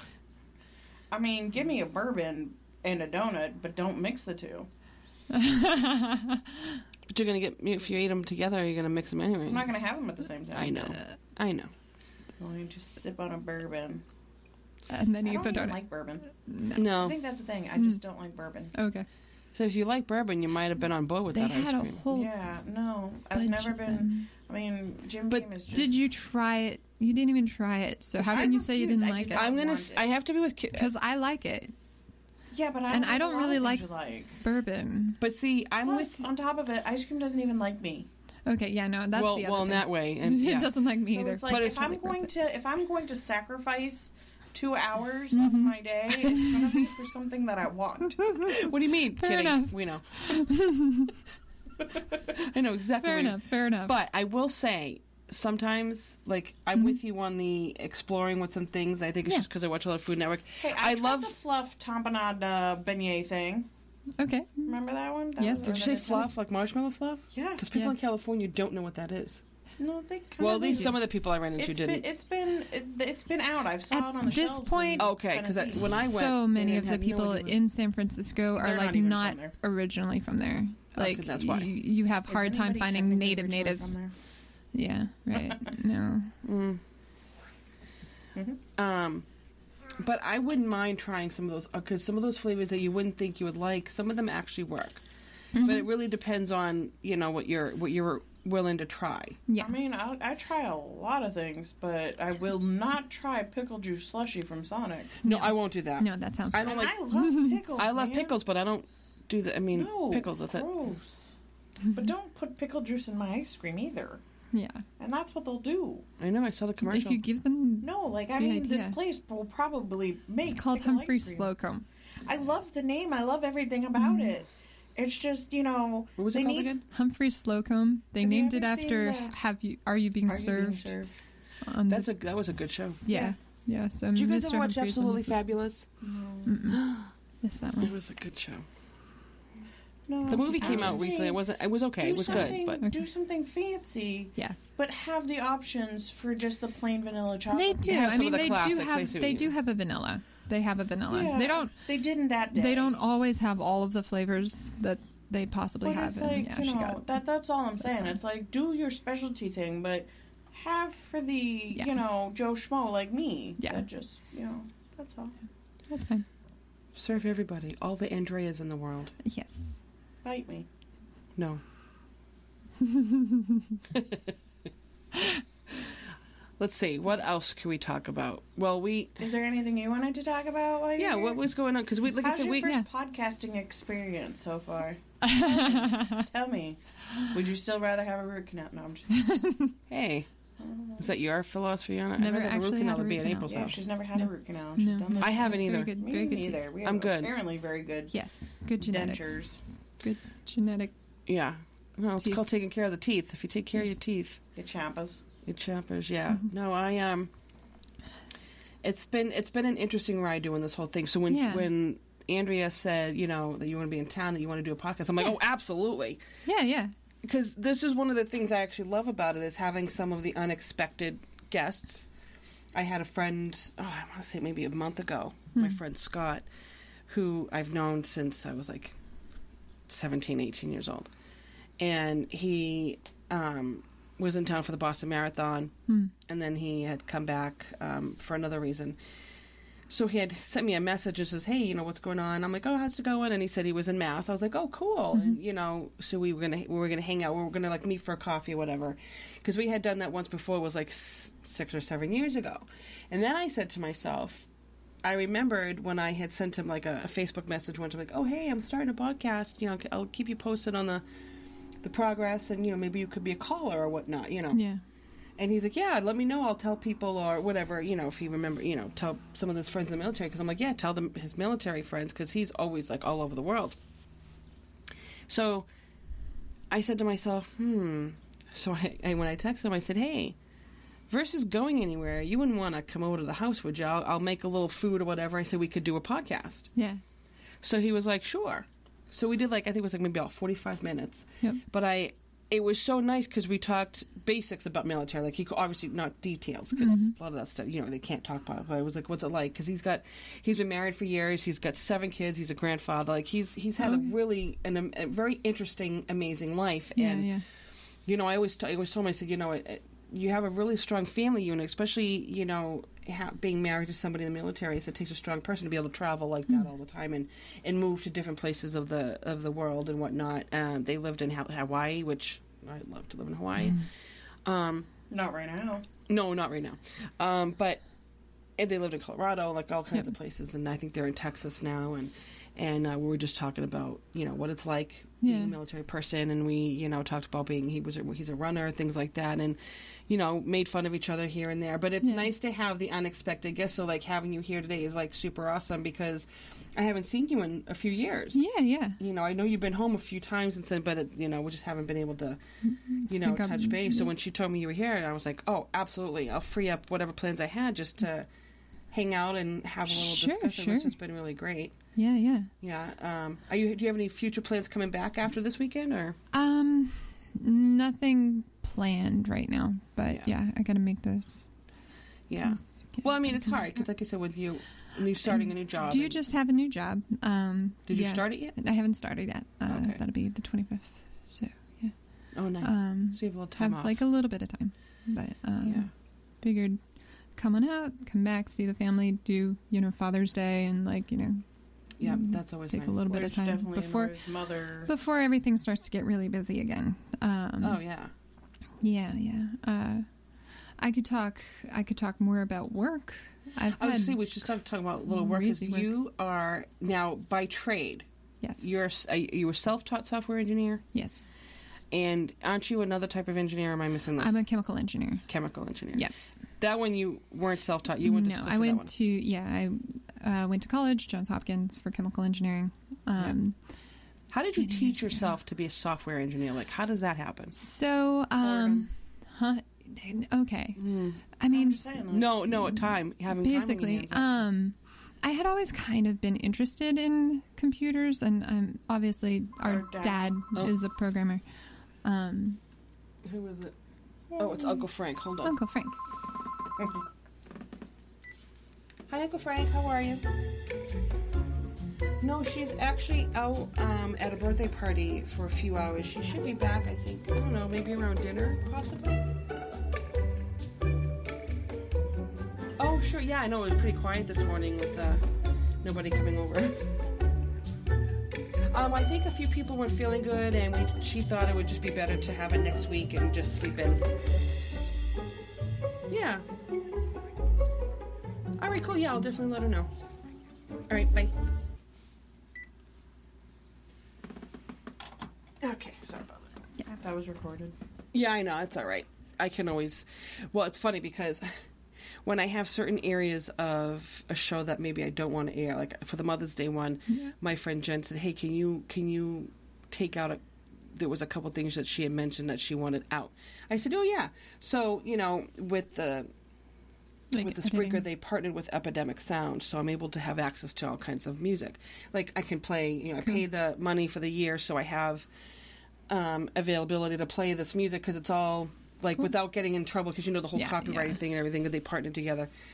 So there were a few sections that I did that I lowered that section of the volume and just put, like, in a funny sound effect. Nice. So, like, this random sound effect will play, and people are going to probably be like, what just happened there? So, but yeah, it's no big deal. Yeah. But so back to okay. So our father is a programmer. He, we always had computers at the house and everything. And so in college, I had taken a couple of computer courses, and then basically on the job, whenever anybody really needed, some kind of like, the computer person was basically always me. So like I'd get sent to, go learn the new computer language that we're going to be using for this new software modeling tool type of thing. And, I worked on that. I had put up a couple of, very static minor websites. For one company or another, a lot of internal tool type things. And so then are they still up? I don't even know. Probably not. I'd be surprised if they were. But at my last job in biopharmaceuticals, I had basically just I realized that there was so much paperwork that had to be done, and that we were spending a lot of time, like, searching through all the papers, looking for instances of this to change it. And I'm like, why isn't the data just all in one place, and then we could just output the paperwork from that? So I started doing tutorials online to teach myself Python, and I was trying to make this framework for us to work on. And I showed it to my boss, and he didn't like it. He's like, oh, we can't switch to this. I don't know what you're doing. Go back to doing it the old way. And I was like, you know what? I'm having more fun programming. So quit that job, and I went and I got myself an actual programming job. And learned on the job. About 8 months in, I was like, okay, time for a new job. So I switched to another company. And, you know, basically junior engineer at the first job, straight up software engineer at the second job. So, but you started as a programmer, and you were able to, did you get lucky getting an engineering job without the actual... I mean, I had been talking with my husband. My husband is also a software engineer. Okay, yeah. For, you know, as long as I've known him, and we've been married now for 10 years.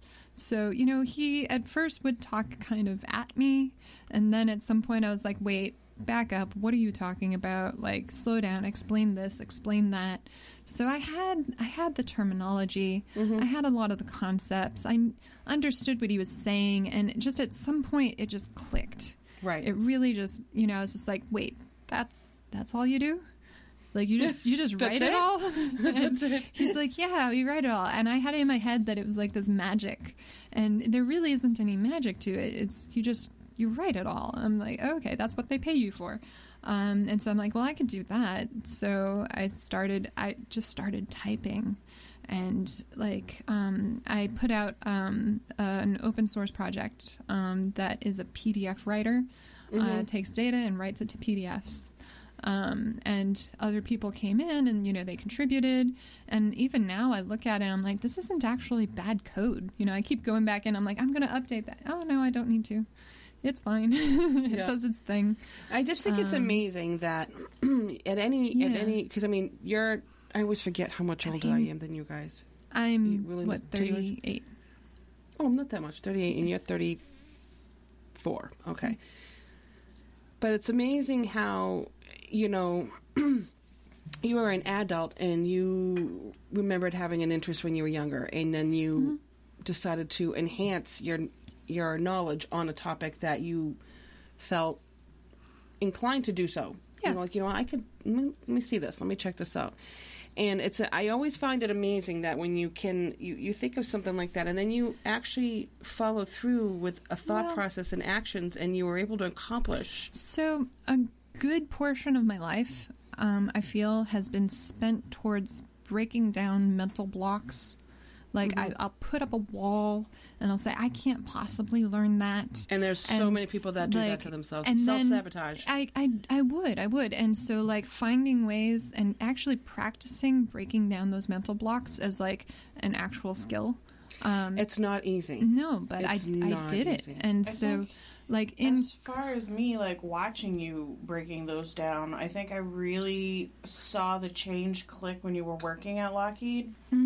And you were up in Cincinnati, and you were talking to them about interacting with other people, and because you've always been extremely smart, and, like, to the point where, like, yeah, everybody in high school was beneath you. Oh, but I don't mean it. I mean, not literally. Shy. No, nobody's. But no, that's not. You don't want to say that because you don't want to. You don't want to walk around life thinking people are beneath you. No, but it was just like this whole, like, she was doing, like, the next chapter. She was just on a different level. She was. You were a different level. Very in my head, and I didn't see the point. And there wasn't. And I was the same way. I didn't want to socialize with people. Me for different reasons. I always did. I mean, I didn't even like hanging out with the musical people. Yeah. Because there's just, I knew where I wanted to be, and these people were, you know, they weren't. They weren't on the same page. Yeah, they were doing it for fun, and this was my life. And but in Cincinnati, that's when I first noticed that you were genuinely trying to figure out how to work with other people, and, you know, communicate on a different level than just, this is the book, instead of just talking very educated. Yeah, you know, like, communicating on a more small talk level. That's been definitely part of the learning process. I mean, the first one, so in college I took organic chemistry, and I got like a D, and then I got like a C, and I just didn't do well. So, like, after I got out of college, I worked for a year in an analytical chemistry lab doing 12-hour shifts, and I did organic chemistry lab every day for 12 hours at a time. And there's just something about, like, standing there at 2 a.m, doing your titrations and calculating the stuff out when you're like, that's what they were trying to teach us. Like, that was it. It was actually really simple. Like, all of a sudden it clicks, and it's like, okay, this is great. Let me go, like, work in the NMR. I just memorized all of the, little graphs and everything. I'm like, oh, cyclohexane. That's what cyclohexane looks like. Done. See, that to me, that's all Greek to me. It was, but it was like penance in a way. I was like paying back my, just failure at organic chemistry to the point where I was like, okay, now I understand it. And then I was able to move on. And, like, I got my next job, Lockheed Martin, putting the foam on the external tank of the space shuttle. That was, like, literally my job was these men would... Wait, space shuttle? The space shuttle. So on the external tank, that big orange tank, that was built in New Orleans. Okay, and I lived on the North Shore, and my job was the large acreage spray, is what they call it. And there were detail parts that people would do by hand, but the vast majority of it was done by robots. And so what we would do is we would take these really large pieces of tank, just big circles, and we would put them on giant Lazy Susans, like Lazy Susans the size of this house. And we would run a robot from the base on up, and we would spray the foam on, and it would just go on like a barber pole. Right? I never knew you did that. Yeah. I did that for about 2 years. You've actually, so you've worked technically on the space shuttle. Space shuttle, I totally did. And okay. You are a rocket scientist. I am a rocket scientist. So is your husband. And so is my husband. My husband works on Mom just satellites. Found out recently that at LSU. And, yeah. What was it? His undergrad was focused on physics, and he worked at the with the LIGO physics program. Okay. And he actually wrote software for the gravity wave detectors. And if you remember, the LIGO program recently got a Nobel. And so as an undergrad, he had a whole bunch of stuff like involved in that detecting gravity waves. Hansen. I don't know who it is. There's another possibility. When they give credit to people for papers, for white papers, they give the first letter and then the last name. Yeah. And there's not a whole lot of systems for identifying who that is in case of like who, if their names are very common. So there's a J. Hansen on that Nobel paper. That's all I'm saying. See, I would then go in and be like, well, was there any other... There was. There was another? There's another J. Hansen who worked on the project, but I don't know. It could be him. I don't know. I'm going with it. See, that's so interesting, though. I think that's... I'm just saying. I think that is so cool. Yeah. So, I mean, I married a smarty, too. Married a smarty. Isn't that a candy? Always back to food with me. Sorry. Always back to... No, but that's amazing. But he's so encouraging is the other thing. Like, he encourages me to like work against. Like, he's like, you can do it. You're really smart. Like, this is not as hard as you're making it out to be. I love that you found a guy that's perfect for you like that. Yeah, it just sounds like you. I wish I know one of the times he was here, and I don't know where I was. That's okay. When you're here, but we'll bring him back. Eventually, probably. Yeah. But eventually, I'd like to meet him. Yeah. Someday. He sounds like a nice man. You should come out to San Francisco. You can totally meet him. That's kind of really, I think, where it's leading towards. Because I would love to. Yeah, I would love to. With having a new job myself, I don't make a boatload of cash, but the salary I make now is compared to what I was making before, and I suffered. I was unhappy for a long time doing what I was doing. I liked working and purchasing, but some of the jobs that I had, I wasn't exactly a happy camper. But I knew I was learning a very valuable skill, something that is always needed, and that I could take with me. And I knew an opportunity would present itself in this place that I work for now. It's a small company. I absolutely love it. Like I said, I spend people's money on stuff, and it's not mine, which is good. But it's allowing me to have a little more of a leeway to have some fun. Like I bought my new car on Super Bowl Sunday. When I got the job, I said, okay, because you remember my old Jeep. That Jeep, I loved my Silvertine. Yeah. At 14 years old, it was not going to drive me to Woburn every day. Yeah, yeah. So it was getting very unreliable. So I said, I wanted to wait a few months, but I said, you know what, just do it now. So I got my new little Jeepy and I love it, but planning. But yeah, definitely come out to California and. So part of the story, I don't actually have a car in California. I sold it. Walked around the city for a while, but my newest project was learning how to ride a motorcycle. So I now have my M1 license, and I have very careful. A tiny little motorcycle. It doesn't go very fast at all. It's a she topped it out Honda at a whole 32 miles an hour. You maniac! I know. This what I'm saying. You decide you want to do something, and you do 125 cc's. I went with my husband. We took the California Highway Patrol class, and I passed, and I got my license. And then he didn't. I think people forget to realize they're. I mean, I wanted to ride a motorcycle, so it's like, what do? You go take the class. Yeah, and I mean, I think pay attention. And I think, and I know a lot of people have things that they'd like to accomplish in life, and there are a lot of people have kids, so I know a lot of times that it's harder to do certain things because kids. Kids take up your entire life. And it happens. But having no kids, it is easier for me to say, "Oh, just do it." But I do feel that I wish that people, even that have the kids or whatnot, try to make a little time to do something for them because I think it helps you feel. It's I important. have a friend that just had a baby, and she's like, I can't. The way she put it, I can't fill other people's cup when my cup isn't full itself. Yeah. So she's very much into the take care of me and yourself, then I'll help others. But but you be the parent. You're a parent. You gotta. That is parent first. Yeah, but absolutely. But you gotta take your time. But you have to do something for you. I mean, it may not be something you can do every single day, but even if it's once a week, and carve out the time. Make it important enough that you can, you prioritize it. Right. Because when you have kids, you're not the only parent. Well, I'm going to rephrase that. Hopefully. You're not the only parent. The active parent, you might be. Like, I've known some people who have been doing it by themselves for a long time, and it's even harder for them. But when you do have the support of father or mother, depending on, make it a point and make it a promise to each other. You have, Saturday mornings.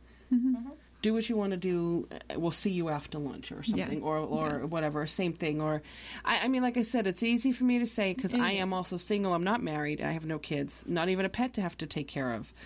But I found a nice balance, and this podcast, I'm not making money off of doing it. Right. But it's a lot of fun, and it's something that I never in a million years thought I'd ever be doing. I went and, I finished up my degree to do communications, and I always loved radio, and I decided to do an internship at the River.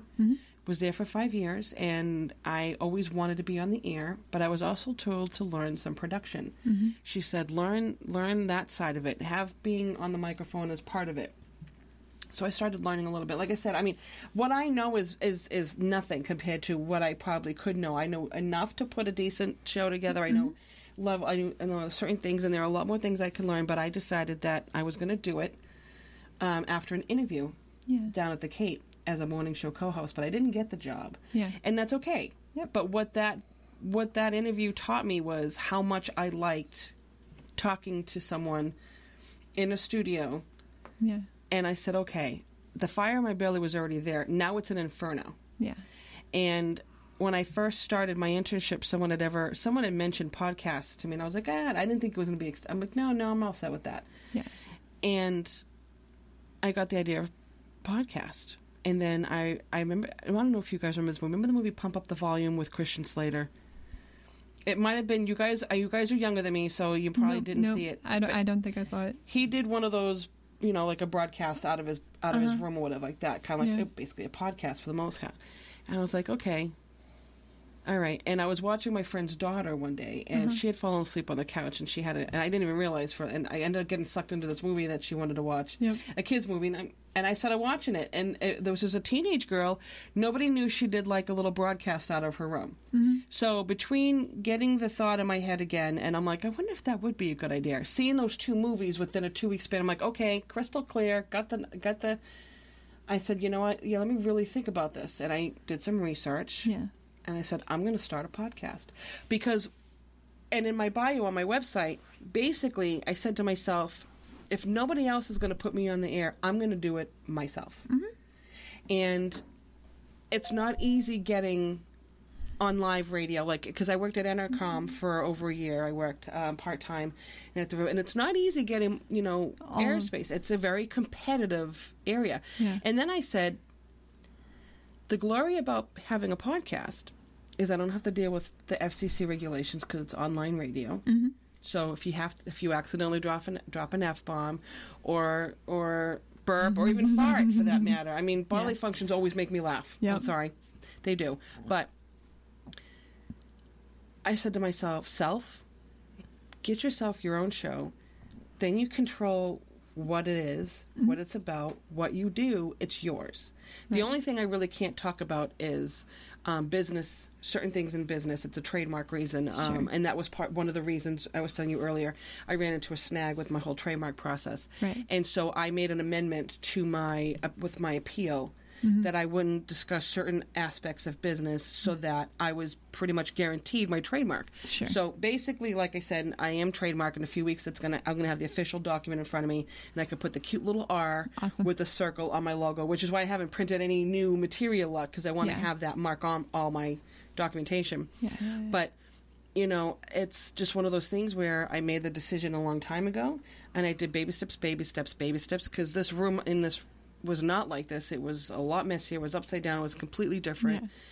And I transformed it into this little haven for myself. And it's been a really big learning process. But the balance in life, finding the job and the job finding me, the one that I needed, having this, I feel like there's a nice balance. Yeah. And I think I can't even express it enough how that makes me happy. Yeah. Being happy is something that a lot of people don't experience. And I am so grateful for everything. Even when I'm stuck in traffic on 93 going home, and it takes me sometimes an hour to get home, but I'm looking around, and I'm looking at the trees, and I'm like sitting in my car, and I'm like, I'm happy. Mm-hmm. I've accomplished certain things that I've needed to make my life a certain way. Yeah. And like I said, I don't make a lot of money. I make a lot more than I did before. Yeah. But that's because I worked hard, I researched, and I had a certain amount of criteria that I wanted my life to be like moving forward. Yeah. And there were certain things that weren't negotiable, and I was able to accomplish them. But I think people don't realize that if you can do that for yourself, you will be happy on a more regular basis. And I think it's huge. I think it's also a stress reliever. It kind of reduces some of the stress. It does. At the other side. I mean, there's just something stressful about being in the wrong place.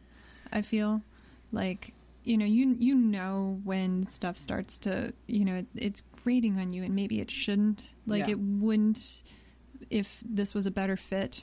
And, like when all of the kind of little problems kind of start to get really big, then, it's time for a move. It's time. Yeah, exactly. And in something. Yeah. And that's life gives you those signs. Mm-hmm. We all know it. I think the last 3 jobs I had before I went to makeup school and then aesthetic school, and which led me to where I am now, was at Athleta, Sephora, and the Wild Horse. I think I had massive panic attacks at all 3 of them, which basically led me to walking out the door. One, I literally had the panic attack and walked out the door and never returned. And I hate doing that. Bye. Yeah. But I was like, absolutely not. I was in the back room sitting amongst all these, like, hundreds of jeans that I was sizing and making sure that, skinny legs, straight, like, all that. And someone just came back in and just shoved it on a pile I had just finished folding. And I was sitting there with all these jeans around me, just bursting into tears. I looked like a crazy woman. And I was just like, I'm done. Left the place, walked out, quit. Gone. I'll be right back. I'm going home now. But you're supposed to be able to see you. Bye. Yeah. You just know. I knew it was like, this is not for me. Yeah. I left one of my, I was temping for a year, but there was another job I was at for a few years. And I knew for 2 years I wanted out of this position, but I also knew that as much as I was unhappy, I just knew that the timing would really present itself when it was the right time to leave. I just didn't know when that was going to be. Okay. And then there was at one point where it just got so bad. I looked at my mom and I looked at her and I said, I feel like I am where I was at a job long before that. I said, I feel like I'm in that place again. And she's like, then you need to leave. Yeah. And I left that job without anything really lined up. I just did that with my last job. And I never do that. And I gave my notice. And did things as well as I could. But like at the time I was like, look, I want my next job to be right. And I feel like if I hate sneaking around. I don't, like I don't want to, I have another doctor's appointment and like really I'm going to an interview. Like I don't like to do that. So I'm like, look, You can only do it so many times. right. I did it a couple times. Talked to the husband. He's like, go for it. And so I'm like, okay. So I gave my 2 weeks. I quit. And then I had full time to devote to looking for the next job that I actually wanted. Yeah, and getting out of jury duty. And, Postponing it to a later date. yes. Yeah. And so, like I had this time around, it took about 7 weeks, beginning to end to. That's not bad. Yeah. Right. And, Not bad. So like I got a lovely job, new company that was like, the company that I was, the type of company I was looking for, the position that I wanted. And, I'm just really excited to like, I'm super excited for you. I had a good break. I had like Yeah. a good mental break to say, okay, that was that, this is this. And now I can like look forward. Yeah. And, I'm really hoping that good things happen this time. Oh, absolutely.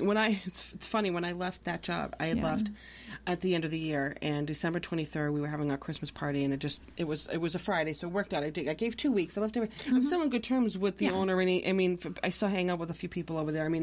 I miss the people. It's just a lot of the stuff, more work-wise, I don't miss as much, but I didn't leave on bad terms. But it's funny and not funny, because literally I left on the 23rd. And then the following week was obviously, we had Christmas Eve the next day, and then the week. So that following week, I did some training in Boston. I had some time during the day. I had a week off, whatever. And New Year's Eve, I went to a friend's house, and, we're having some fun and whatnot. And I don't know if you remember this, but it was when a lot of people in our area got really sick. Like viral. It was a virus, so people getting sick with the flu and all that. Yeah. I woke up on New Year's Day with full-blown flu and bronchitis. Oh. Like, I don't know what happened. I got so sick. And the entire month of January, I was miserable. Like, my poor mother. Yeah. I don't even know how she took care of me. Because I had no strength. I had no appetite. I lost 20 pounds in January. I drank... The one thing I think that really saved me was the fact that at least I was able to still drink plenty of water. Like, I always just staying hydrated. I would eat like dry toast, and I could eat eggs here and there. Like, I could have like scrambled eggs, like to have the protein. Yeah. But I remember one day, this was the first week, and it was really bad. She's like, "Do you want any like ginger ale?" I'm like, "Just give me like a couple sips," Yeah. And so she literally put probably not even 2 full mouthfuls in the, because I took a couple sips of it, and it turned me nauseous. And I don't know how I screamed for her. I'm like, "Ma," and she knew that I was about to throw up. Yeah.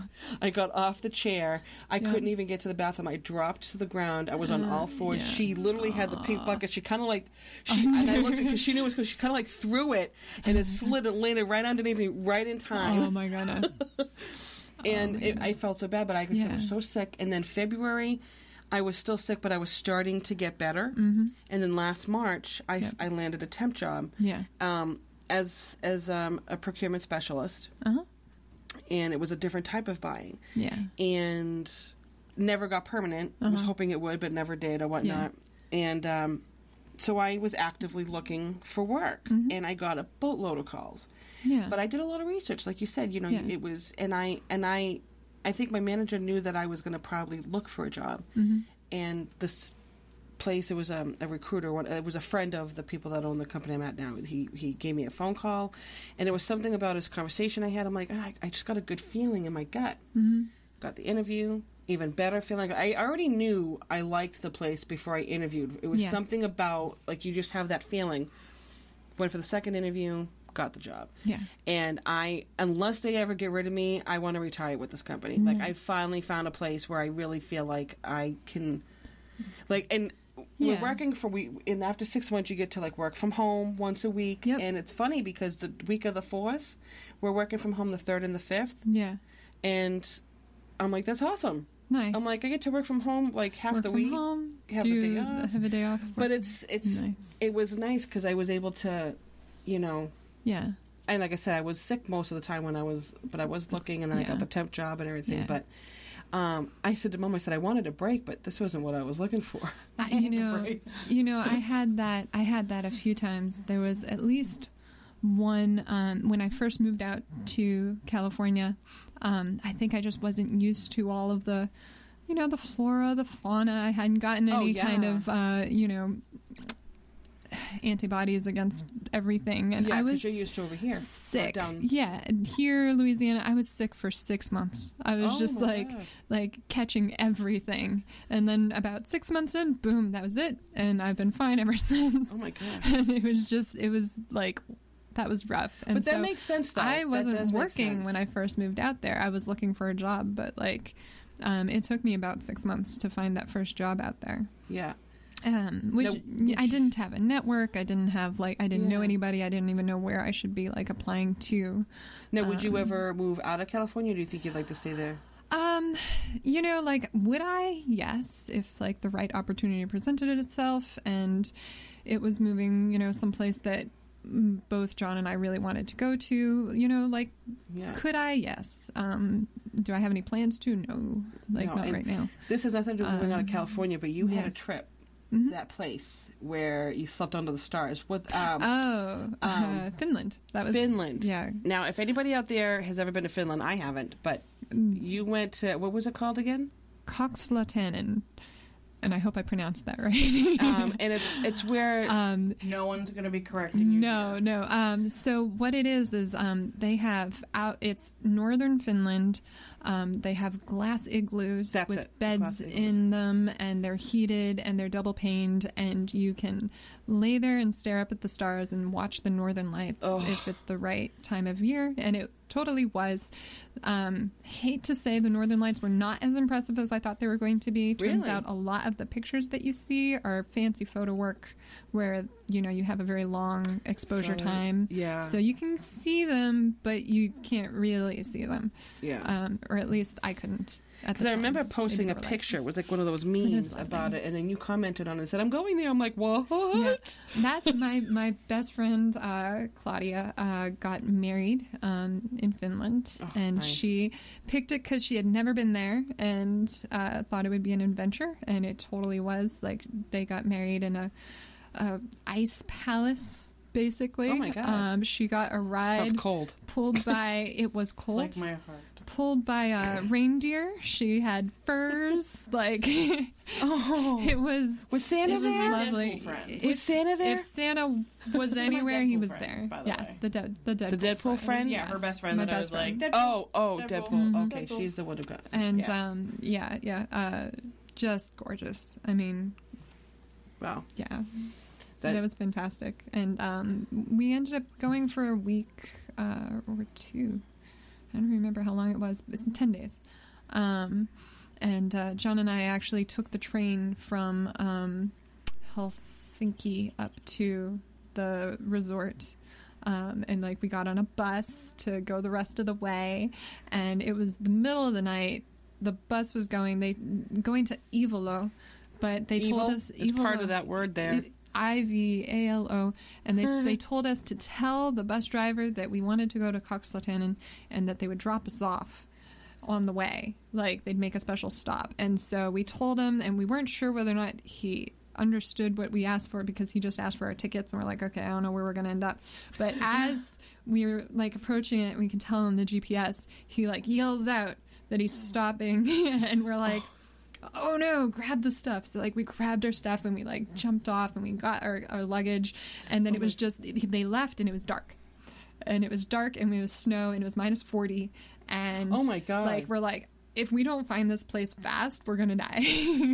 So, well, he didn't drop you off at the places. Like, I mean, we didn't know where we dropped. We couldn't see anything. There weren't any lights. There were no street lights. Oh. It was just dark and snow and single road. And we saw, like, what we thought was, like, a driveway. And so we went that way. And, like, we could kind of... The GPS wasn't working too well. But we found lights. And we went towards the lights. And it was totally the reception area for the resort. We dragged our stuff. Can you but imagine it was, if like, that the wasn't wrong it? one. I know. If it wasn't the right one, then we would have been there, like... Someone's house. Luckily, a lot of the people spoke English, so I'm sure we would have figured it out, which was like, okay. But yeah, that was fun. Andrea, are you looking online again? She's looking I'm at on memes. Pinterest. Memes. I once sneezed, headbutted my desk, and knocked myself out. I woke up to see my mom standing in my room laughing at what I'd done. Oh, I just don't know why. Oh, okay. That's too funny. Some of these memes are so funny. Hold on.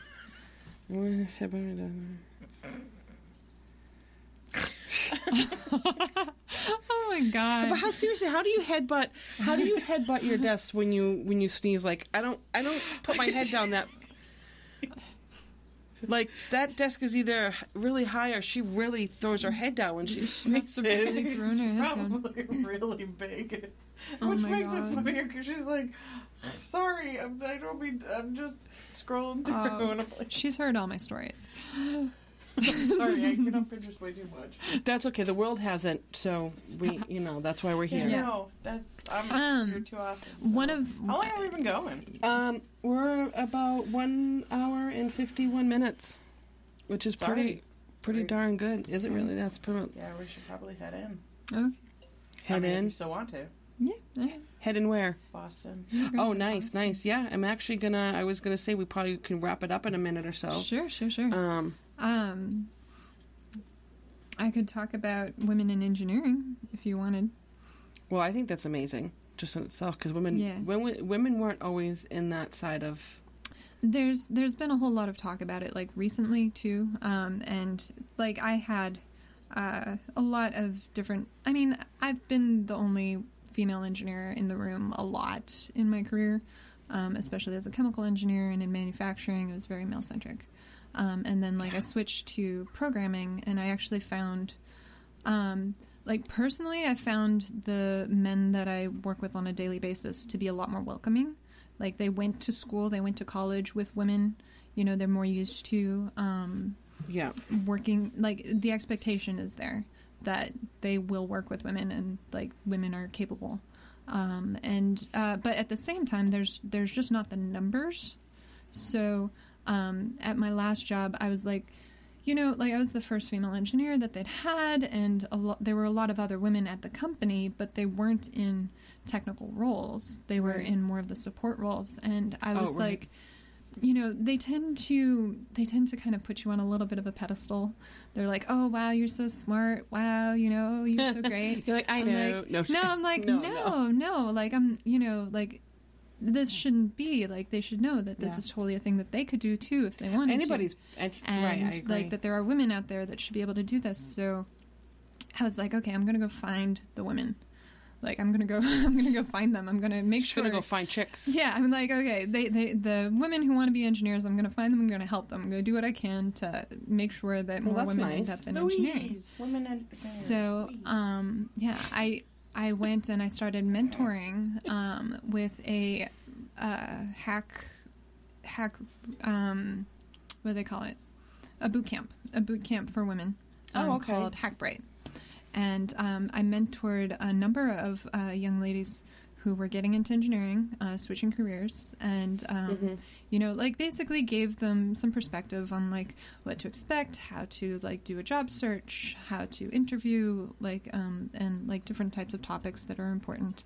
At one of the meetings that I had gone to, I met this wonderful young woman who was actually interested in the company that I was working at. Yeah. So, you know, like I brought her in to interview. I interviewed her, and I basically fought for her, you know, with my boss. I was like, you know, look, we can hire her. He's like, she's too green. Like we've had trouble with people who were that new before. I'm like, I will work with her. Like I will help onboard her. And so like I made a whole plan and we brought her on and, like we pair programmed, for a good long time.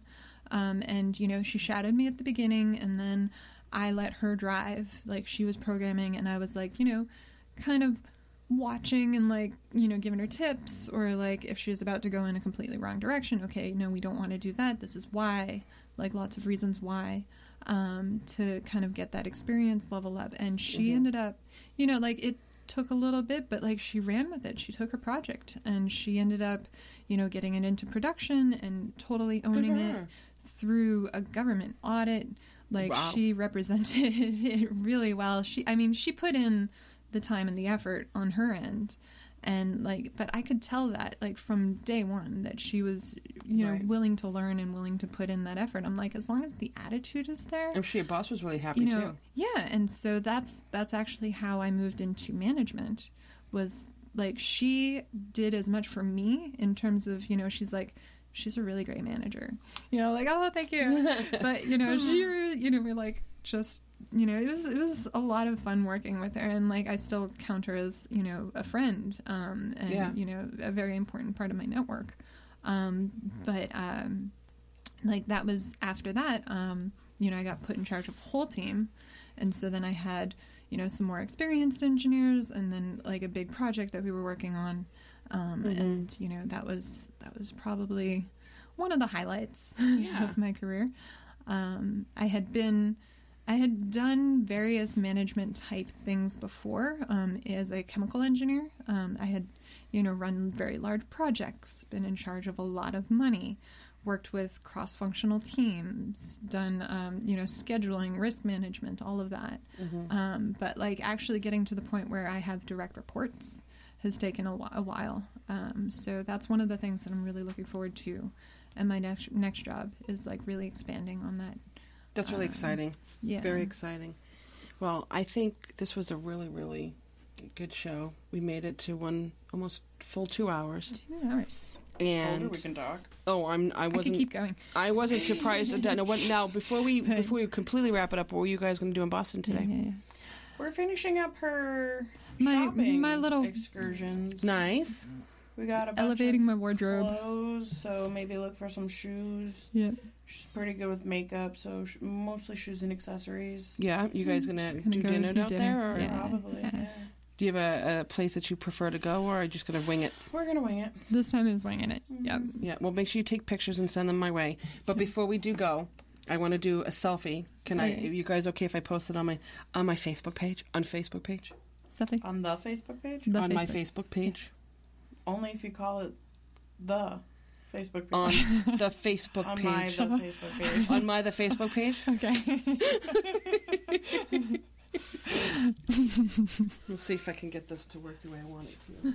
Oh, perfect. Right. I should do my forehead. Okay. Okay, right. All right, do something silly. Haven't I? Okay, I'm probably not going to do the silly one because I don't think I like what I did. Okay. Hold on, let's see. Why, was your forehead not silly enough? No, my face is just horrendous. Wait, I don't like those. I'm sorry, I'm very picky. Let me do this. This is better. Wait. Actually, wait, move the... Okay, you're doing that on purpose. I'm like, I think she's meaning to do that. I had to turn around and you're just like...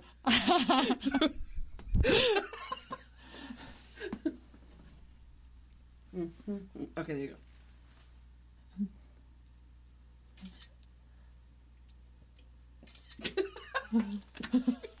Wait. Wait.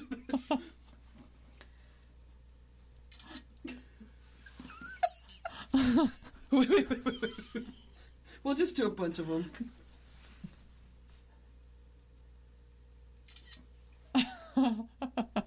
Okay, let's see. Oh my god. Actually, I'm looking into getting one of these.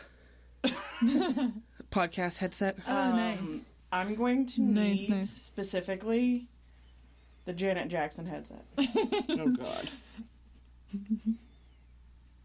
Okay, so. All right, so that one's cute. I like that one. Yeah. And you and your friggin' antics, Andrea. It's true. I have them. That one's cute. That's pretty funny. Let's see. I have them. I like this list. Okay, that's the one with it coming out, but the last one's the better. That one's like one of the best Okay. because it looks.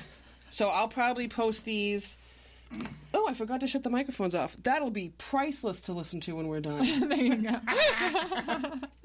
I'm so not going to edit any of that. I forget. What did we do? Oh, was it? Oh, it was the screeching thing. I was like, get. Oh, one of the first times she came down here, right? Yeah. I forgot to click something or turn the microphone so the feedback or whatever it was. Like- So it just went. And we both started laughing. I'm like, I am so not a tech person. Welcome to the show. Welcome to the show. But it was really, really, really funny. So now that being said, I'm probably gonna just leave that whole spiel in there anyway. I Go don't for care. it. Okay. And so Do it. thank you. Do it now. Thank you for coming on the show, Andrea. Obviously, you're always here anyway. But Basically. thank you for my special guest. Even when I'm not Yeah. credited, I'm sitting in the corner. Yeah, she's like I'm there's always here. there's an element of Andrea that's always present. I've tried everything to get that out of there. It just doesn't happen. No amount of saging. But no, well, I know. I got a new one. I got to send it. All right. Oh, she's so good. But thank you very much for coming over. It was really Yeah. nice to see you. It's been Yes. it's been a long time. Hopefully it won't be We another should 3 not years. go as far in between. Yeah. No, definitely not. And I will let you know when I get that whole phone thing patched up, because if I can get it, Let me know. if I can get it to go the way I want it to, maybe I'll have you call in for the gaming episode. Sure. You know, that would be totally cool. And if not, I'm down for the board game episode. board games. Yes. Board When games we, have like, been I weird. told you we need to do. We need to do the one live podcasting from the car. Yeah. Okay, so Derek flies planes, Uh-huh. and he was like, "You should podcast from a He plane." was And I gonna- was like, "How about we start with a moving vehicle first? He Let's practice." I don't want him to be part of my show when he's trying to fly a plane. No. That's I great. think I'm not sure about. You'd be responsible. I'm really not sure I feel about Yeah. that. Yeah. I'm not sure I want to be in a small plane. I mean, even a moving vehicle, I think it would be hard to do a moving vehicle because everybody that's in the vehicle would be kind of part of the show. And Yeah. but we could work on it. I think we could do the car I thing. think we could do a car thing do- first. We could do the car thing. but then we could do a night where we play board games. Board games are fun, but we could also do. Cards Against Humanity. No, Bridget would be totally on board with that. Bridget loves that I game. know. I've been wanting. I But almost got it the other if day, we but then go- Mom was like, "Do you have any friends to play with?" And I was like, That came out wrong or right? Depends on who you are. Thanks, Mom. "No." Do you have any friends? Nope. So. I guess not. But no, when put we this when back. we travel, but when we travel to California, we'll document the airport, the Yes. plane. Yes. When we're with We're gonna get kicked off a plane. you're gonna get kicked off a I plane. almost got kicked out of a Ruby Tuesdays. This is. Oh no. So maybe we should take separate flights. I'm thinking, or I'll just take. I want want to be able to. I want to be allowed to travel. If you're gonna get banned off of planes, then we're gonna. No. Have to, I'm not gonna get banned off planes. I I know. get too nervous. That's why I have my dog. wait, what did you? You have what? I get nervous on planes lately. Oh. Yeah. 2 Christmases ago when I was flying up here, there was a band of tornadoes going through Tennessee, and Ooh. it just happened that my flight got a little delayed because of said tornadoes, but I was landing in Chicago, so it was like, okay, well, we left after the tornadoes, we went through said tornadoes, landing Oh. slightly before said tornadoes, but still when there's wind, and Yeah, no. so since then, I've been very kind of wigged out. Yeah. No. It's And it also could doesn't be. help when you see plane crash movies like Sully right before you. Yeah. Well, you should probably not do that. I would suggest it's probably not a good idea. Don't do that. But Don't do that. but on a lighter note, we're gonna have fun times when we travel. Yes. Yes. So Lord again, knows we crack everybody up on Saturdays. I know when we do them. yeah, we're like, we're good. haven't done a Saturday yet, man. I know, but we will. I'll be back. Yes, Don't but you all worry. right. Thank you again, and if you Sayonara. and thank you everybody for tuning in and listening to my show. It's greatly appreciated. I can't. It's this microphone in front of me. I'm kidding. Anyway, we're out. I shall walk you guys out, and we will be seeing you on the Lone Pad.